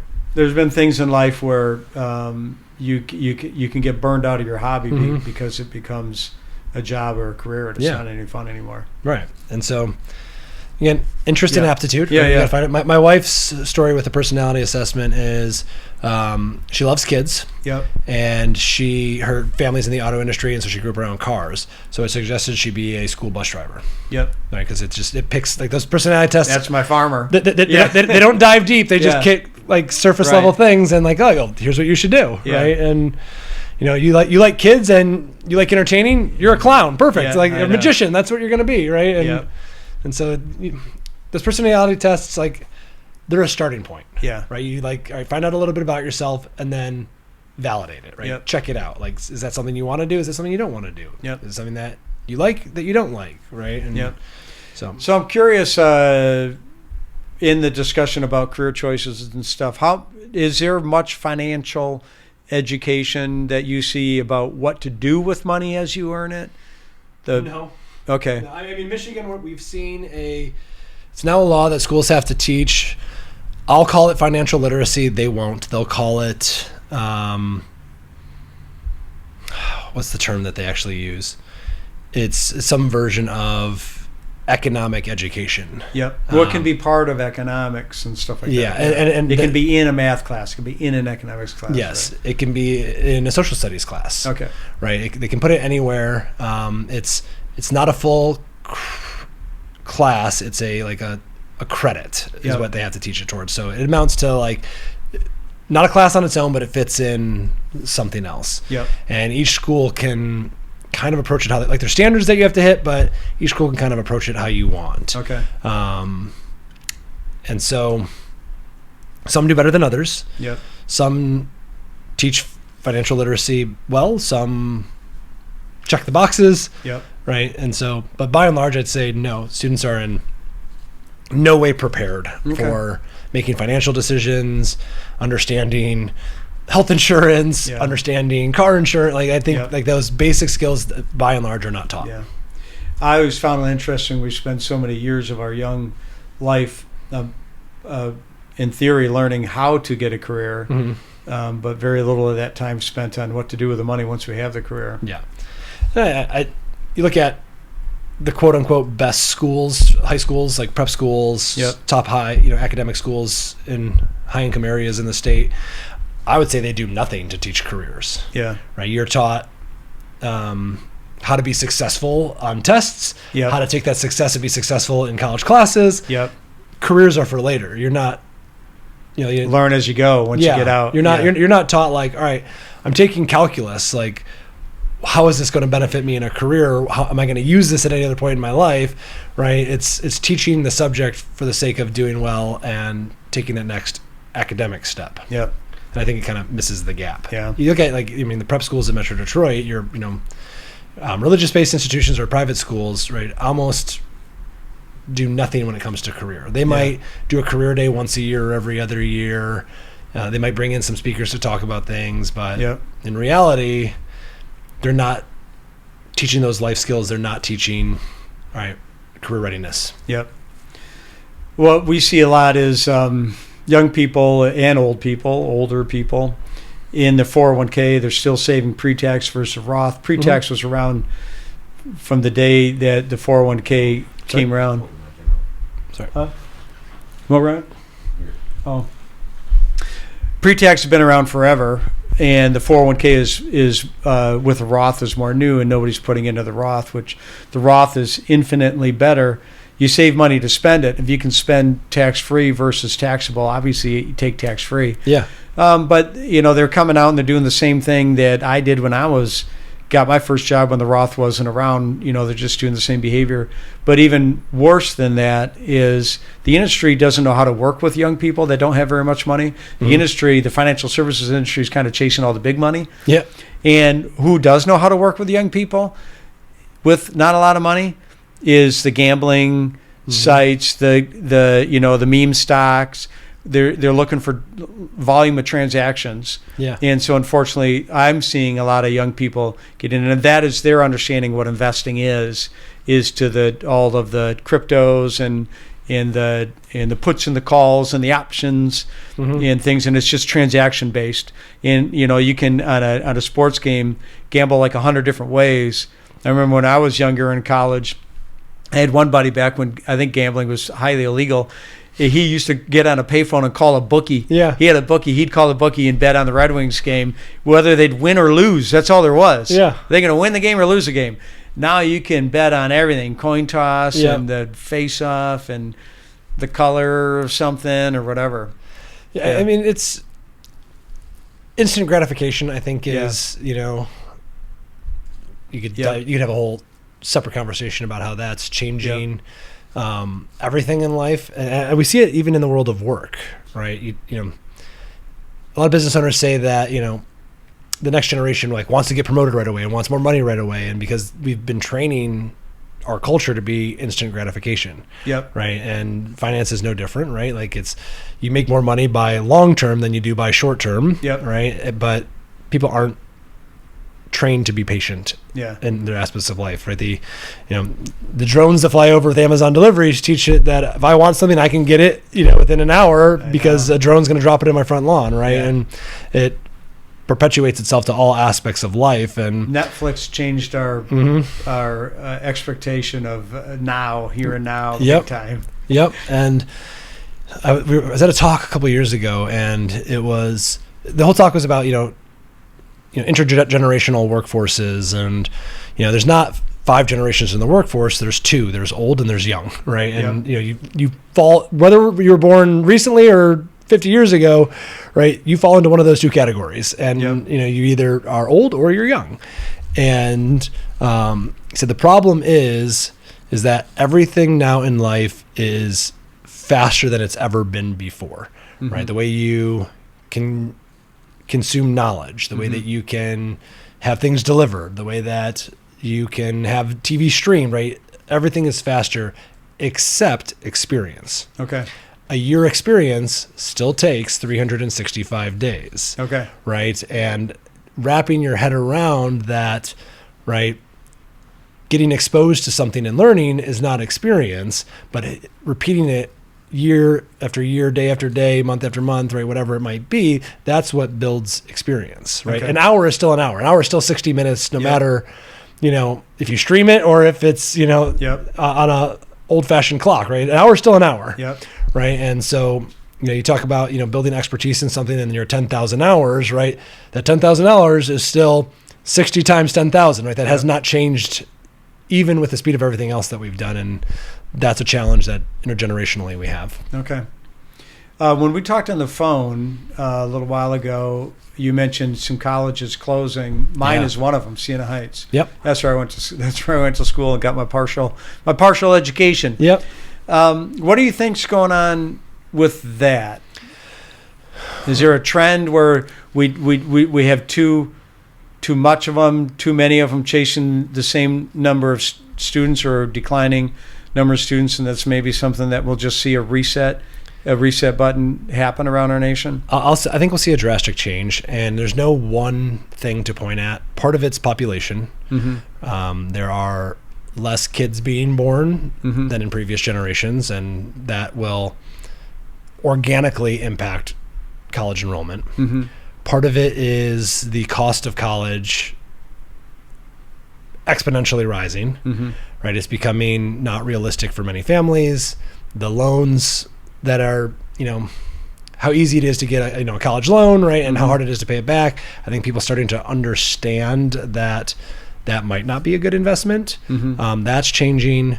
We are starting to see less kids pursue that traditional, 4-year degree right out of high school path because of the different options, you look at auto dealerships in Michigan alone, 50% of their workforce is within 5 years of retirement, right? Half of their workforce is going to be gone in the next 5 years, and there is no one to replace them. Okay. Same thing's happening in, many of the skilled trades. So kids are starting to see that as a realistic option because the wage increases are like dramatic right now. Okay. Right. Healthcare, right? Same thing, right? Those costs are going up, right? We're starting to see those. I think those are the three big things that are changing and impacting colleges. Okay. So I think we are oversaturated in schools. Your Michigans, your Michigan States, and Michigan Tech. I was talking to Michigan a Tech's professor at one of the other schools, and he said, listen, bottom line, U of M, Michigan State, Michigan Tech can increase or decrease their enrollment by a little flip of the switch, and everybody else is fighting for everybody else. Yes. And they'll be fine, right? Nothing's going to change with them, right? Those well-established brands are fine. Yep. It's liberal arts will be impacted the most, right? Especially as employers start to prioritize skills-based hiring. Liberal arts doesn't always focus on skills-based education. Okay. And I went to a liberal arts school, and so my major sure has some technical things that I learned, but I also took Japanese culture and Middle Eastern music, right? Yep. And things like that. And employers, I'd rather you have to our CPA example, the 80 credits that I care about. Yep. Right. And so liberal arts schools will suffer, right? We've already seen a couple close. Yep. We will see probably some of the 4-year commuter colleges close. Your Lake States, right? Their enrollment's lower than most of the liberal arts schools. I don't know how they stay in business. Okay. Some of your faith-based institutions like Concordia, if they haven't closed already, will. Okay. Your Easterns and Centrals are seeing drastic declines in enrollment, and they'll probably won't go away, but they'll probably right size. Yep. And consolidate their footprint, right? We saw Davenport and Baker already do that over the past few years. They've closed some of their auxiliary campuses and bring everything kind of back home. Okay. So we'll see a drastic change. And then some of the well-established brands that are kind of that tier 2, like your Grand Valleys, like your Westerns, and like some of those schools will start to change their model a little bit. Like again, Grand Valley's doing a lot of work around offering certificate programs and things like that. You're seeing community colleges enrollments go up because the cost of that education is realistic. The governor's putting things in like the Reconnect program that offers free community college education to anyone that doesn't have a post-secondary credential, right? Okay. Those things will be fine, but there'll be a drastic shift in the next decade or two. I wonder what will happen with the infrastructure that they have. A lot of buildings, a lot of... Siena Heights is up for sale right now. Yeah. Right? So if you're interested in a large campus, like it's available. So I don't know. We'll see. My guess is so hopefully not run another college out of it. Yeah, my guess is they'll get torn down and something new will be built around it. Yep. But I don't know. Enrollment's down across the board. Yep. School costs are going up. We're seeing a lot of changes in enrollment standards. Like getting into Michigan State now is easier than getting in 5 years ago. Okay. From a GPA and a test score standpoint. Okay. Right, because they want to keep their enrollment numbers up. We're starting to see a larger influx in international students. Interesting, which is going to make it even harder for all the other schools that you mentioned. Like my buddy said, they just changed the dial and they get more. Yeah. Yep. Right, because it has a brand. Yeah. Right. The international students is going to play in. Right. You look at in Troy Walsh colleges. Right. You look 10, 15 years ago, and it was all career professionals getting their MBAs or masters in accounting, and it was a local business school. And now it's primarily international students or those that are looking to drastically change their career. Okay. Right? So like big changes around that. Political administration will determine how many international students come or go, right? And that's probably a topic that will change every 4 years, right? Yep. But schools are reliant on that income to sustain themselves. Yeah. Right. And so we're going to see a shift dramatically, probably in the next decade or two. About having colleges. my boys that had gone, like I said, more recently gone through that high school into the college experience. How many international students are at a school was very hotly talked about by all the parents, and hopeful that their kids would get into exactly where maybe the parents wanted them to get into, and competing with the extra money that comes from international. Yep. Yeah, there's a lot of conspiracies, and maybe they're not conspiracies, but there's a lot of conspiracy theory talk about that. International students pay full sticker, right? Yeah, that's part of it too. Money's money. Yeah, it's you're not getting local financial aid. You're not getting it's full sticker, right? Yeah. And so that's hard to compete with that. So some schools are approaching it.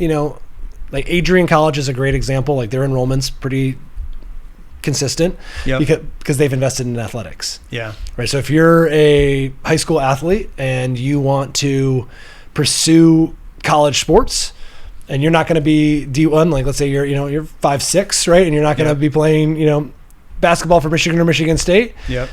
Adrian College might be perfect for you. Yeah. Right. You get to continue that, athletic path, and they get your money. Yeah. Right. And so it's, they've got I think 3 or 4 hockey teams alone right on their campus. Every other sport. Really. Right, because they've got a couple of years ago they were the national champion bass fishing team.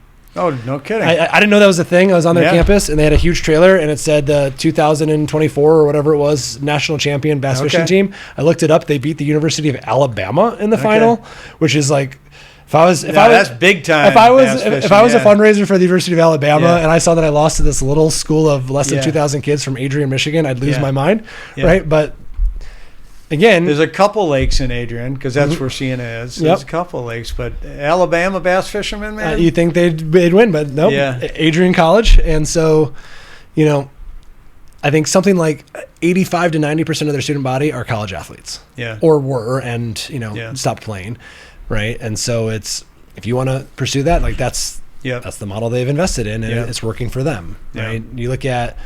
They seemed like I was in Adrian back in the 90s, and the vibe was that Adrian College was kind of pulling away in their own direction, and Siena wasn't doing a whole lot. But they were laying that cable a long time ago. Yeah, it's worked. Yeah, right. And I think I don't know if they saw the future or what, but like the amount that is invested in like youth sports nowadays, and everyone that thinks that their kids are going to be the next whatever athlete, and I'm guilty of it. I have 3 kids, all 3 play travel hockey. Okay. Right. And and I promise you none of my kids will play in the NHL, but I still spend a ton of money every year for my kids to be at the rink 10 months out of the year. Yep. And if they're passionate about that, if they're having fun and they want to play at Adrian, I'll be writing a check to Adrian College, and that's how it'll perpetuate. And so they saw that or lucked into it or whatever it might be, right? But that helps their enrollment. But not every school can get away with that. You look at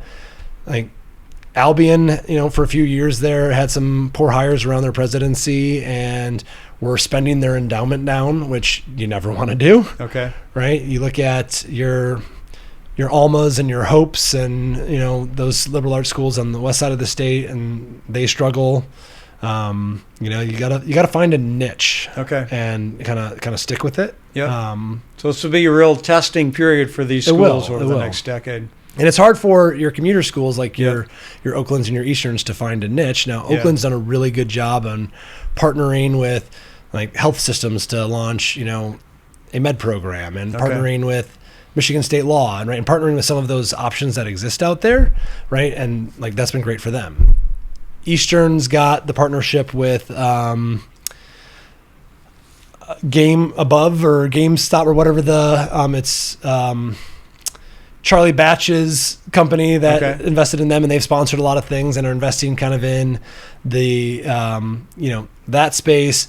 You look at, I think it's Alma is invested in like gaming, right? So they built like a gaming center and esports arena, right? And so like they're trying to find niches of what's being invested in now and going into that to like buoy their enrollment. Okay. Right. And some schools will do well, some won't. We were up at Ferris last year. We had an interview. They've been leading the charge on cybersecurity and AI for years before it was popular. One of their biggest programs, though, is their welding program. Yeah. Which not a lot of four-year schools have welding, but Ferris does. They've got construction management. They've got like some unique niches where they see the market has a need. Yeah. You look at some schools get it. Some might be stuck in their ways and are slow to change. And higher ed, historically is very slow to change. So we'll see what happens. So you mentioned people aging out of work, a lot of baby boomers retiring. Yeah. So there appears like there could be a healthy job market. There's people retiring, but it also looks like there's maybe new jobs emerging at the same time. Yep. Okay. Yep. So a little bit of both, which could, if they happen at the same time, could be a huge win for people looking for work. Huge win. I mean, a lot of factors are going to impact the next 10, 15, 20 years of work, right? Obviously, there will be jobs that exist 5 years from now that don't exist now. Like social media manager did not exist when I was in college. Right now, it's everyone's dream job is to be an influencer or a social media manager of some kind, right? Like that was not a thing. Yep. Right. So those jobs will constantly pop up, whether it's AI, whether it's something we haven't heard of yet, whether it's extended reality, right? What have you, right? Those new opportunities are always going to be available. That's one thing. Yep. The next thing is, industries are having huge turnover. Okay. Right. And so is that going to, move people in certain directions, right? If you've had a plumbing issue in your house in the past few years, but it's $300. You're paying big money. $300 just to get them to show up and tell you, yep, your toilet's flooding. I might go take a class on plumbing just so I can fix my own damn home. And I think technology will aid some of that, but there's not enough of those individuals, and there won't be. Part of it too is that I'm sure in the financial industry, we're about to see the largest ever wealth transfer in history, right? Which means we are going to see a lot of small businesses change hands or close, right? And that's going to impact hiring and the job market dramatically, right? So it's kind of a confluence of a huge change. And I'm sure every few generations, a change like this happens. Yeah, but this is also in the midst of AI emerging out of nowhere. And then we did that interview when... with Greg. It would have been last, was it February? Whoa. Or what did we... I thought it was maybe November or something. It could have been. Yeah, it was 6 months ago. We did it with Greg Goglin at Ferris, and we talked about AI. And at that time, the level of discussion that I had with him, intelligent discussion that I had with him, not that he had, was like a puny. It seems like that was 5 years ago for how much more we've been working with AI since then. One of the questions I asked him is, where do you think we'll be in 5 years? He's like, 5 years? I can't even tell you we're going to be in 6 months. No. And how right that was. This is 6 months later from that. It's like any new major technology development, right? Everyone's worried that it's going to take their jobs. It's not. It's going to change them. Oh, yeah. Right. Like you talk about the advent of the internet, right? Some jobs don't exist anymore, but those same people trained in something new and now, it's allowing us all to do more, basically. And I know some of it will be a replacement, but mostly what I'm seeing is it's allowing us to do more, to be more intelligent, more capable, more accurate, more. It's actually making me do more work too, because I can do more. More is expected of me from my clients or whoever we're working for. We can do more. Where it's going to impact the most is actually entry level careers. Okay. So many things that have been done manually by your entry level staff is now going to become automated. Okay. And so for a next generation of professional, it's going to be less about learning doing the manual labor, right? Whether that's actual manual labor or if it's putting data into spreadsheets for accountants or whatever it might be, right? Stuff's all going to be automated and, kind of happen through AI and automation. what we need then is someone that can review the outcome of that data or that information or that product and be able to identify issues within it. Okay. Right. And so it becomes more of an influence on, we need individuals that have critical thinking, that have problem solving, that have,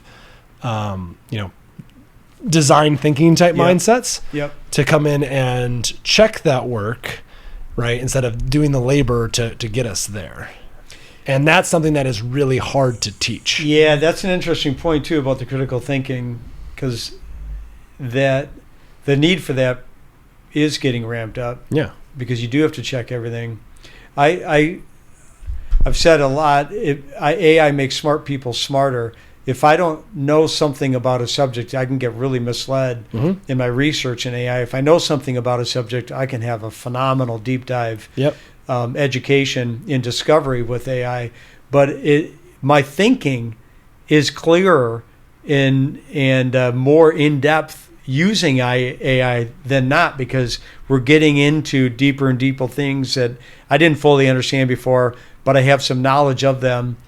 And well, I don't know if you it's not making me dumber. No. And it's forcing me to be more thoughtful and intentional in my processes. I will say though, I don't know if you what GPT you use, if you use Chat or Claude or whatever. Yep.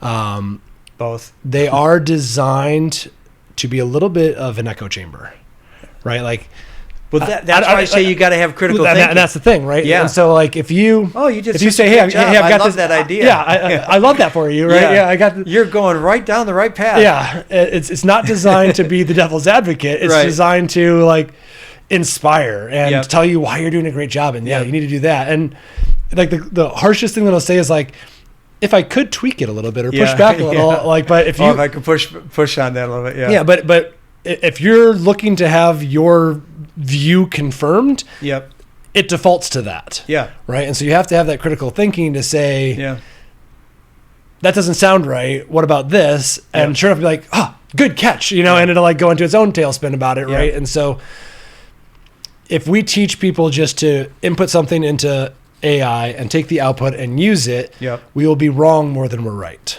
Right. And so we need critical thinkers to, and I'll use the finance accounting example again, right? If I'm going to take someone's tax return or investment strategy or whatever and put it into AI and it spits out that, I have to be able to look at that results and poke holes in it and know why that's wrong or know why that's a mistake, right? So that way I can go back and change the inputs or change the prompt or change whatever I need to do to shoot me out the right answer. Right, no different than like Excel or calculator, right? If I don't put in the right formula or order of operations or what have you, right, it's going to be wrong, right? And bad data in, bad data out, right? And so critical thinking, problem solving is the skill set that is going to be most in demand in any career path going forward. I can see that. Soft skills, right? It's communication. It's that's what's going to be in demand. And with AI, I've been seeing this for a long time too. I think in a weird way, AI maybe help us be more human. We'll seek more human connection. More humanity. More physical experiences doing things. In a weird way, I don't think it's going to replace it. I think we're going to seek it even further. So the Hungry Howie's, that's right at the corner. If you ever call and order a pizza there, you get redirected to an automated system that does your pizza order. And in some instances, and there's a Taco Bell down Telegraph too. That's the same thing. Like the drive-through at the Taco Bell is not a person. It's like a chatbot.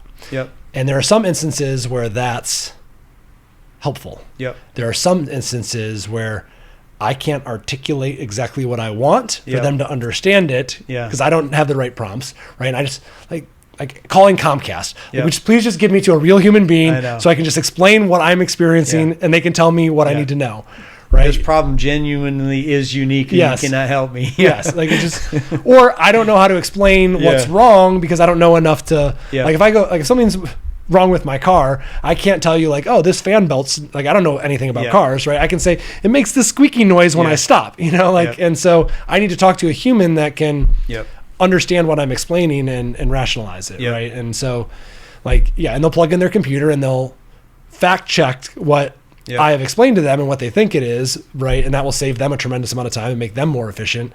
But I still need that human-to-human interaction. Yep. Yeah. And I'm also seeing, like with younger people too, they're going back to Polaroid cameras and albums, record albums, and we're looking for more human. My kids got it's called Tin Can. Okay. It's a house phone.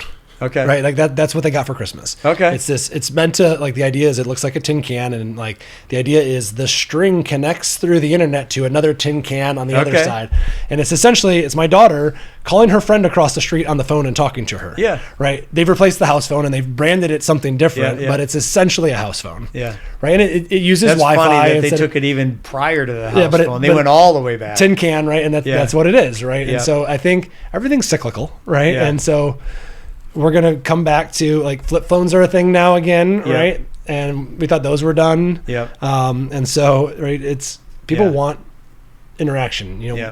Did you ever try talking through a can on a string when you were a kid? I did not. No. I tried. I mean, it didn't really work all that great. In the cartoons, it looked Yeah, it's fantastic. great, you know, yeah. man, they can understand everything. We may have done it as like a school experiment with like yarn and like, Yeah. you know, styrofoam cups or something like that. But What did work really well was putting the cup against the wall and spying on whoever was in the other room. that works. Yeah. But, yeah. So we'll revert back to that. You know, Yeah. we'll revert back to in person. I think we're seeing even a move back to working in the office. Like, coming out of COVID, everyone worked from home and Yep. loved that and loved being able to go for a walk during their lunch. And I think, you know, a hybrid work environment's great in some circumstances, but Yep. most people, like, you know, the bottom line of the businesses are hurting when people aren't working and collaborating face to Yep. face, and that's why we're coming back into office. And I've always hated it. I've been so anti. I can't I've work always from hated home. it. I get too can't. distracted. I'm not very good at it. I'm horrible at it. I Yeah. need my own space. If I'm home, Not only that, just the collaboration. Yeah. I don't know. People can make arguments. They say, well, half the time I'm talking to people in another country anyways. Maybe that's true. I don't know. But there's still dialogue that happens when you're in the office. Problem solving, critical thinking, things come up. even if if it's just social conversation, Yeah. right? Like that's good for your psyche and makes the day more enjoyable. Yep. Right. It's good to build bonding and rapport. Yep. Right. Which is what Yep. makes most of work happen anyway. Yep. Right. And so you can't replace that. I'm sure on I'm Zoom. biased, but you have a hard time convincing me that it's not better.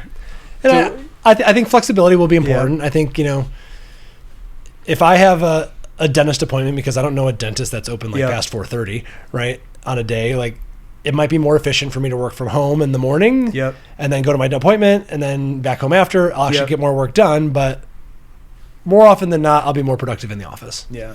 It's technology lets us get out Mhm. and stay connected through email and phone, stuff like that, and that's fantastic. Was it maybe a year ago or 2 years ago? I went to visit my buddy in South Carolina, and this has to do with cybersecurity. You know, it's been going nuts ever since COVID. But we go down to South Carolina, picks us up at the airport. We first go have lunch at this coffee shop, you know, bustling down there in Charleston. And outside in the coffee shop, all these different rows of tables and chairs, and it's stacked full of like 30 young people in their 20s on their laptop, all working from home. I hope, because it's the middle of the day, I hope they're working. You know what I mean? Yeah. All with their laptops open. There's no security anywhere. Everybody can see everything that's going on, you know? And like, how easy is it to steal? It kind of freaks me out. I'm in the financial services industry. Before COVID, we were not allowed to put a thumbnail drive, like disallowed. Oh, yeah. You can't even put it in your computer. You couldn't take a thumbnail. You couldn't take information out of the physical office and take it anywhere electronically on a hard drive or anything. Right. Now all of a sudden you can work anywhere. It never made. I don't. I'm gonna get off on a tangent on Oh, cybersecurity, no, but yeah. it never made sense to me. No, it's a changing world. Yeah. What do you see about the desire to work, willingness to work? And we talked in the very, very beginning before we hit record, this perception that maybe the younger generation doesn't want to work or something like that. I think that perception exists for every generation, right? Every generation thinks the kids after them are entitled and don't Yeah, want that's to a good work. point. Right? I think The old back in my day. I think that's yeah. universal, Yeah. first and foremost. I think the expression like kids today don't want to work is an indictment that employers aren't doing their part. So I'm at schools almost every day of the week. I assure you, kids want to work. They might not know how. They might not know you exist, but they want the opportunities. They want money. They want to be able to support their lifestyle. They want the experience more than they want to be in school. Okay. The problem is, I tell employers, is they either don't know or they don't care. Yep. They don't know you exist, which means you are doing a problem with your employer brand and marketing yourself and getting out in front of them. Yep. Or they don't care that you exist, which Yep. means what you're offering to them or the language you're speaking to them in or how you're meeting them or how you've designed your culture or work environment or your job is something that they're not interested in. Okay. Both of those are employer issues, right? And I think most employers are stuck in the way that I post a job, I get 1,000 applicants, and I hire the best one and we move forward. Yep. We're past that. Okay. There are more jobs available than there are people, right? And the post and pray method no longer is effective, right? And so what you have to do is you have to treat recruitment like a sales profession. And I always tell, business owners, right? If your top salesperson put a sign out in front that said now selling and put your product online, is that salesperson doing their job? And it's universally no, of course not. Recruiting is the same way. Yeah. If I put a sign out in front that says now hiring and I put my product, which is my job, on Indeed or LinkedIn or wherever job board, of choice, right? Am I doing my job as a recruiter? No, I'm not. I'm just hoping the right person walks in my door. Right? In reality, it's a sales position. You need to be proactive. You need to be going to career fairs. You need to be creating relationships with career services at colleges or high schools. You need to be doing classroom presentations. You need to be networking, right? All the same things that you would do to develop a sale are the exact same things you need to do when cultivating a talent pool. Okay. Right? And so it's not that kids don't want to work. It's that they either don't know that you exist or they don't care. And so first and foremost, look internally, right? Is what I'm offering realistic with what kids want today, right?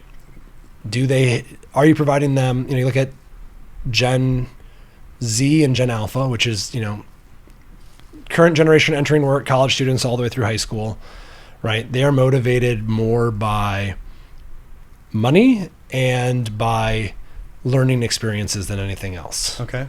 Right. And you kind of look at all right, what it motivates each generation, and everyone I'm a millennial. Everyone kind of, craps on millennials, right? Because we cared about the work-life balance and we cared about the intrinsic value of our work.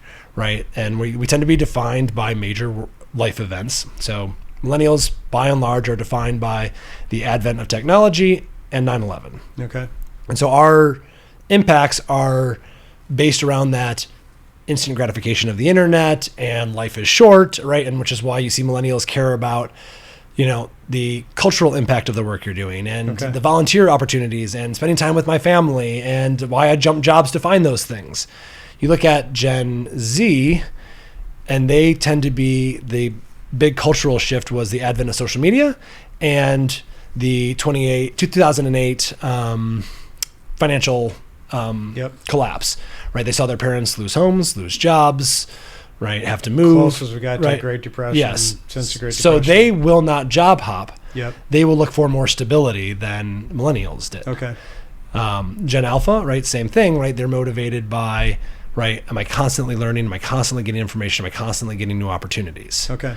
Right? And so if you can provide the next generation with growth opportunities, and that doesn't mean promotions, that means, am I learning more things? Am I getting more responsibilities? Am I getting unique opportunities? Okay. If they see that, if they see their worth being met in terms of compensation, and what they view compensation is a little different too, right? Millennials cared a lot less about health insurance and 401ks than this current generation does. They care about all of that. They care about, right? Am I able to support the lifestyle I want financially? And is there some stability in that? And am I learning and growing? Now they will still job hop, but it's only if those needs aren't being met. Okay. So if you can pay them a fair wage and you can give them responsibility and you can give them opportunities, they'll stay. And we'll see students turn down more money for better growth opportunities. Okay. But so that's the internal look first, right? That's the I don't care part of the don't know or don't care. So once you've fixed that, then if it needs fixing, then you have to go out and get out in front of them, right? And you need to meet them where they are, right? Are you going and just setting up a booth at a career fair, sitting behind it at a chair, handing out a flyer, or are you out in front? Do you have a video playing? Do you have virtual reality giving them a tour of your facility? Like, are you meeting them how they want to be met, right? In the tools that they use? Are you, putting TikTok videos out of your work, right? Or going on podcasts, right? Are you doing those types of things, how they consume information and getting in front of them that way? Okay. And so, short answer, kids today do want to work. They just either don't know or don't care that you exist. Okay. And you as an employer have to solve those problems internally before you can start connecting with that next generation. They grew up in a dynamic world. They've gone through a lot, especially the really young ones right now. I mean, as a world, we've gone through some pretty crazy experiences with COVID and everything. Technology boom, and now AI. And I think of myself, like I said, I'm 54 years old. If you took me as 54, then you plot me down in my hometown of Manistee in high school, as if I was 17 years old. With what I know now, what an unbelievable opportunity there is. But if you took me as the 17-year-old that I was back in Manistee at that time, and you plot me in today's world, it's unbelievable what these young people deal with, and the range of what's in front of them and how they manage and deal with that in their daily life, and the risks involved and the opportunities and the responsibilities involved. I would fail miserably. That 17-year-old would not be capable of what these today's 17-year-olds can do. Absolutely. And the unspoken challenge that employers have is, right, if you're thinking of changing the way that your offer package looks and what the world of work looks like for that next generation, those millennials, those Gen Xers, they're still in your workforce, or they're not gone, right? And so you have to find a way to kind of meet in the middle and make an offer that works for everyone, right? You talk to millennials, my generation stereotypically loves to work from home, right? But you talk to college kids that are about to graduate that had to take an entire year doing classes from home. That's the last thing they want. They know they don't learn well in that environment, and they're motivated by learning. And so they want to be in the office. They want to have mentorship programs. They want to be learning hands-on from someone. Okay. Right? But if it's millennials that are in those hiring positions that they personally want to work remote, they have to make themselves uncomfortable to accommodate the next generation coming in. And so I don't know the right answer, the magic bullet to solve the I mean, and intergenerational workforces will always be a thing, will always be a problem, and I don't have the solution universally for that. But I don't know. It kind of sounds like the magic bullet is, and this is what I said earlier too. There's more expected of me. This is not a time in life that we get to be lazy. No. You know what I mean? The magic bullet is step up. You can't be lazy.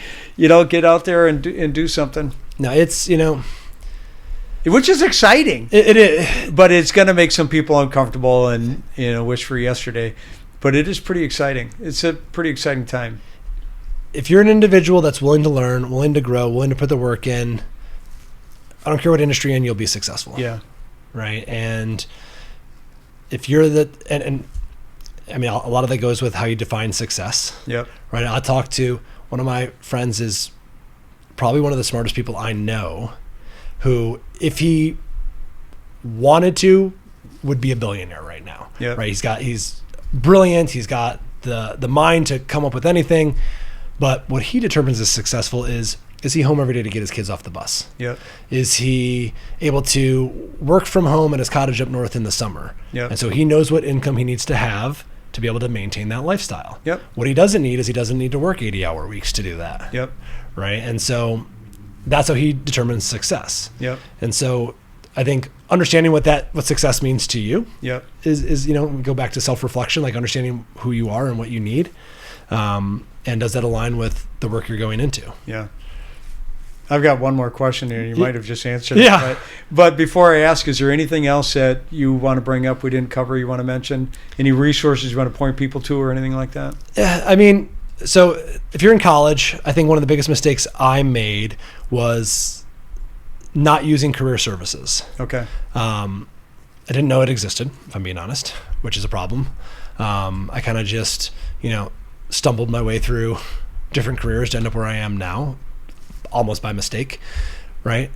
Utilize career services. Okay. They exist for a great reason. They are tremendously knowledgeable. They have a great knowledge base. They have great connections. They can open the door a lot of places for you. Okay. So utilize that if you're in college. More than that is I grew up thinking that if someone introduced me to someone or opened the door for me, that was an indictment on me not being successful. Okay. And my one advice to kids that I say every time I talk to them is, right, and I hate the cliche, like, that your network is your net worth type, nonsense, right? But there's truth to it, right? It's a cliche for a reason. I know that General Motors, for example, gets, hundreds of thousands of applications a year to their job postings. A human being looks at less than 3% of them. Okay. Which means hiring managers know who they're going to hire before anyone applies. Okay. Right. And so who who can introduce you, who can put in a good word is more valuable than any skill set, any education, any degree. Right. Whether it's getting you your first job or your internship, whether it's helping you connect with someone in business for sales or for leads or opportunities, right? Having a network is your most valuable skill set. Okay. And it is unfairly distributed at the start, right? Like if I have successful parents or a good network that I come from, I am at an advantage than someone that does not. But it is a skill that everyone can build. Not everyone starts at the same point in the race, right? But if I'm a college student, if I'm a high school student, right, I can build my own network. Okay. Again, at different speeds, but that is how you're going to get opportunities. Yep. Right? If my neighbor works at a company that I'm applying to, and I tell the neighbor that I'm applying, and that neighbor goes in and talks to someone, like maybe in a totally different department, and say, hey, my friend Joe's applying. He's my neighbor. He's a really hardworking kid, right? Whatever. Yep. That means your resume will actually be looked at by a real person, and it might get your foot in the door. Yep. And that does not mean that you are not successful. Yep. All someone can do is open the door for you. You have to walk through it. You have to do well in the interview. You have to succeed in the job and not get fired, right? Yep. But take every door that's open for you, right? Take every introduction you can get. Go have coffee, go have lunch, right? Talk with everyone that you can to, get your foot in the door somewhere, because you never know where it's going to lead. Okay. Right? And like this conversation here happens because someone that I connected with in a BNI networking group 10 years ago connected me to John, who connected me to Osef. You reached out to him about a podcast. He connected you to me, right? Yep. Like it's a long game, Yeah. right? And hopefully someone hears this talk on a podcast and mentions it to me, 6 months from now, right? And it starts another conversation, right? All these different things add up to leading you to successful opportunities. So invest in people more than anything else in your career. And that's my biggest advice to kids. So words have associations, and so networking, and you said there's a cliche that you said. So they can mean something positive to somebody, they can mean something negative to somebody.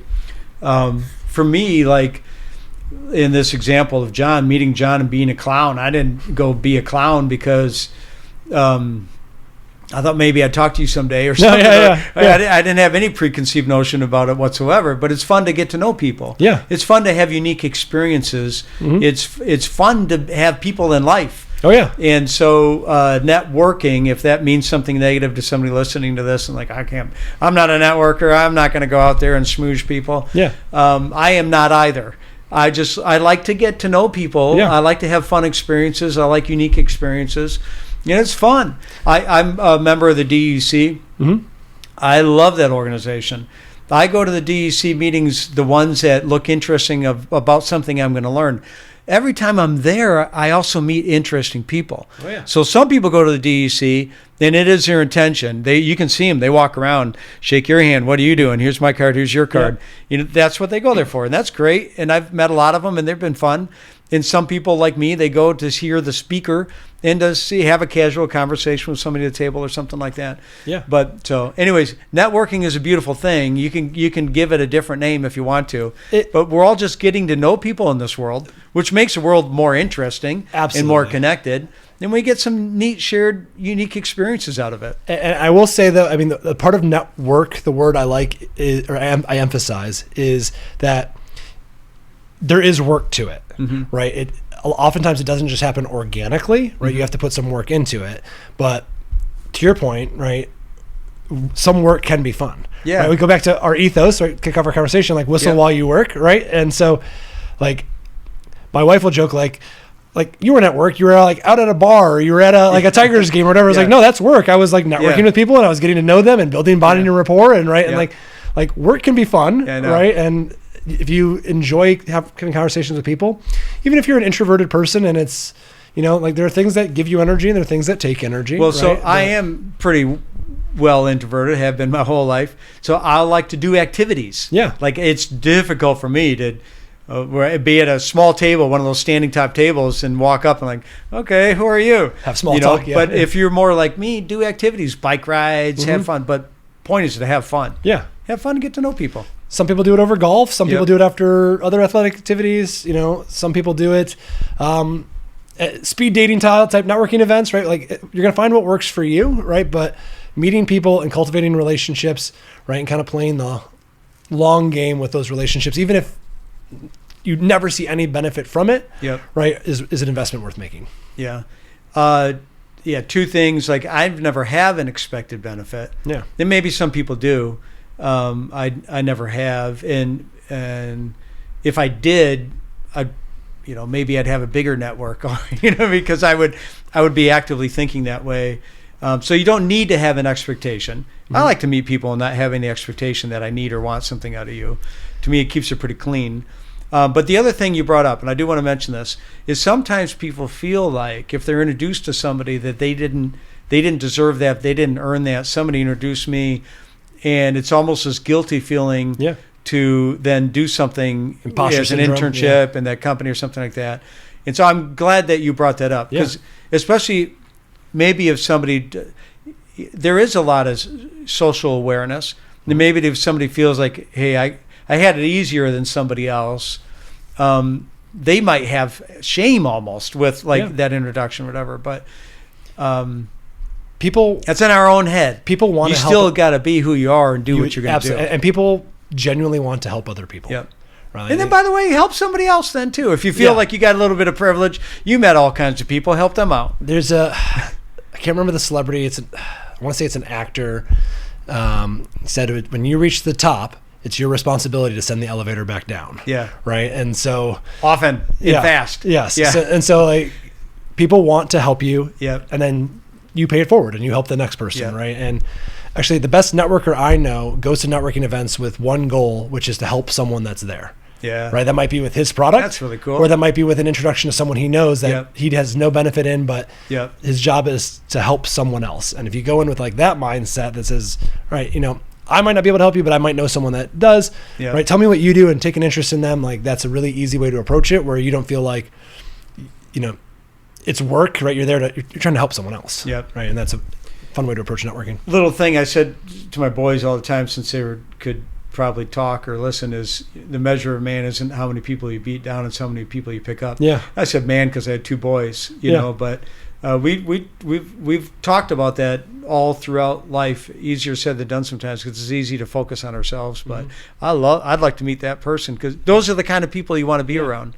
My dad's kind of family motto to us was, it's one of our ethos actually, is life is a team sport. Okay. Right. And so, no one accomplishes anything on their own. Yep. Right. I hate the expression self-made. Yep. Right. Like, he's a self-made billionaire or self-made whatever. Like, no, he's not. Right. Yep. Like no one is. No one has done everything on their own.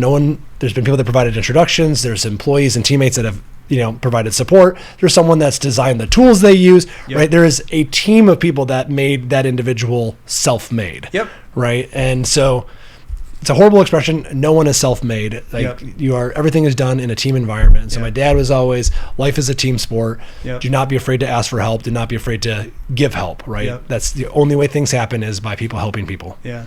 Two things on that. You might remember this. Do you remember when Obama said, he was giving a speech and he said, "You didn't build that"? He was describing people that have a business or a lot of wealth. Yeah. And during the speech he said, "You didn't build that." Do you remember that? No. Okay, so that got, I don't remember the full sentence, but that got picked up on with a lot of animosity about "you didn't build that." So it didn't go over well. Yeah. But it's a wonderfully But it's true. accurate point. Yeah. It takes a lot of people in order to make something happen. And it also took somebody to put the risk in, to put the money in, to Yep. put the time in, to lead that ship, no doubt about it. Yeah. But there was a lot of people involved. But another thing on this bike ride I do up in the UP, it's called Tour de UP. It's a 1,200-mile ride around the UP geez. over the course of 10 days. And when you get it done, you get the plaid jersey, whether you do it in 10 days in a row or you come up every year and Yeah. do one day at a time. But anyways, this lady, Rachel, on day 9, when we finish day 9's ride and we're going to get ready the next morning to do the final ride back into my hometown of Manistee, we have the plaid party, and I award everybody the plaid jersey that they've earned, Yeah. and that they get to ride on the last day. So I'm giving it to Rachel, and Rachel did the whole thing, and everybody loved Rachel. At the end of every day, everybody that rode with Rachel is hugging and crying, a very emotional experience. And so anyway, I give her the jersey, and she gives a little, she has a few things to say. But one of the things she said is, I started this off with the idea that I needed to prove to myself what I'm capable of. And what I realized along the way is that we were able to do great things because of other people. Yeah. And that's what she got the most out of it. And that's what that was coming to life as we're riding our bike around the UP. Everybody was witness to that. Absolutely. Yeah. Love it. All right. I got one more question for you. All right. The name of this podcast is Wealth is a choice. Boom. And wealth means a lot of things to a lot of different people. It could be money. It could mean love, health, happiness, community, whatever it means to you at this time. Do you think that wealth is a choice? I do think wealth is a choice. I think more than that, though, is kind of touching on our themes of self-reflection, is define what wealth is to you. Okay. Right? If it's like my genius friend, that it's being able to pick his kids up from the bus every day and spend 3 months up in the summer at his cottage, right? Then he's probably, from his perspective, the wealthiest person he knows. Yep. If it's having X amount of dollars in your bank account, right, so you can do whatever. If it's, my wife and I are really into Disney, right? And we like to go on, a Disney cruise with my family and go to Disney World like every year or so, right? And that's, like spending time together with our kids, having our kids being able to play, hockey or whatever sport they want to play as much as they want, right? Like that's wealth to us, right? And having that self-reflection on, right, what does wealth, what does success mean to you, will help inform all of your decisions as it relates to career, right? And help you put yourself in a position to find that wealth, whatever it means to you. But until you can define it yourself, you'll never have it.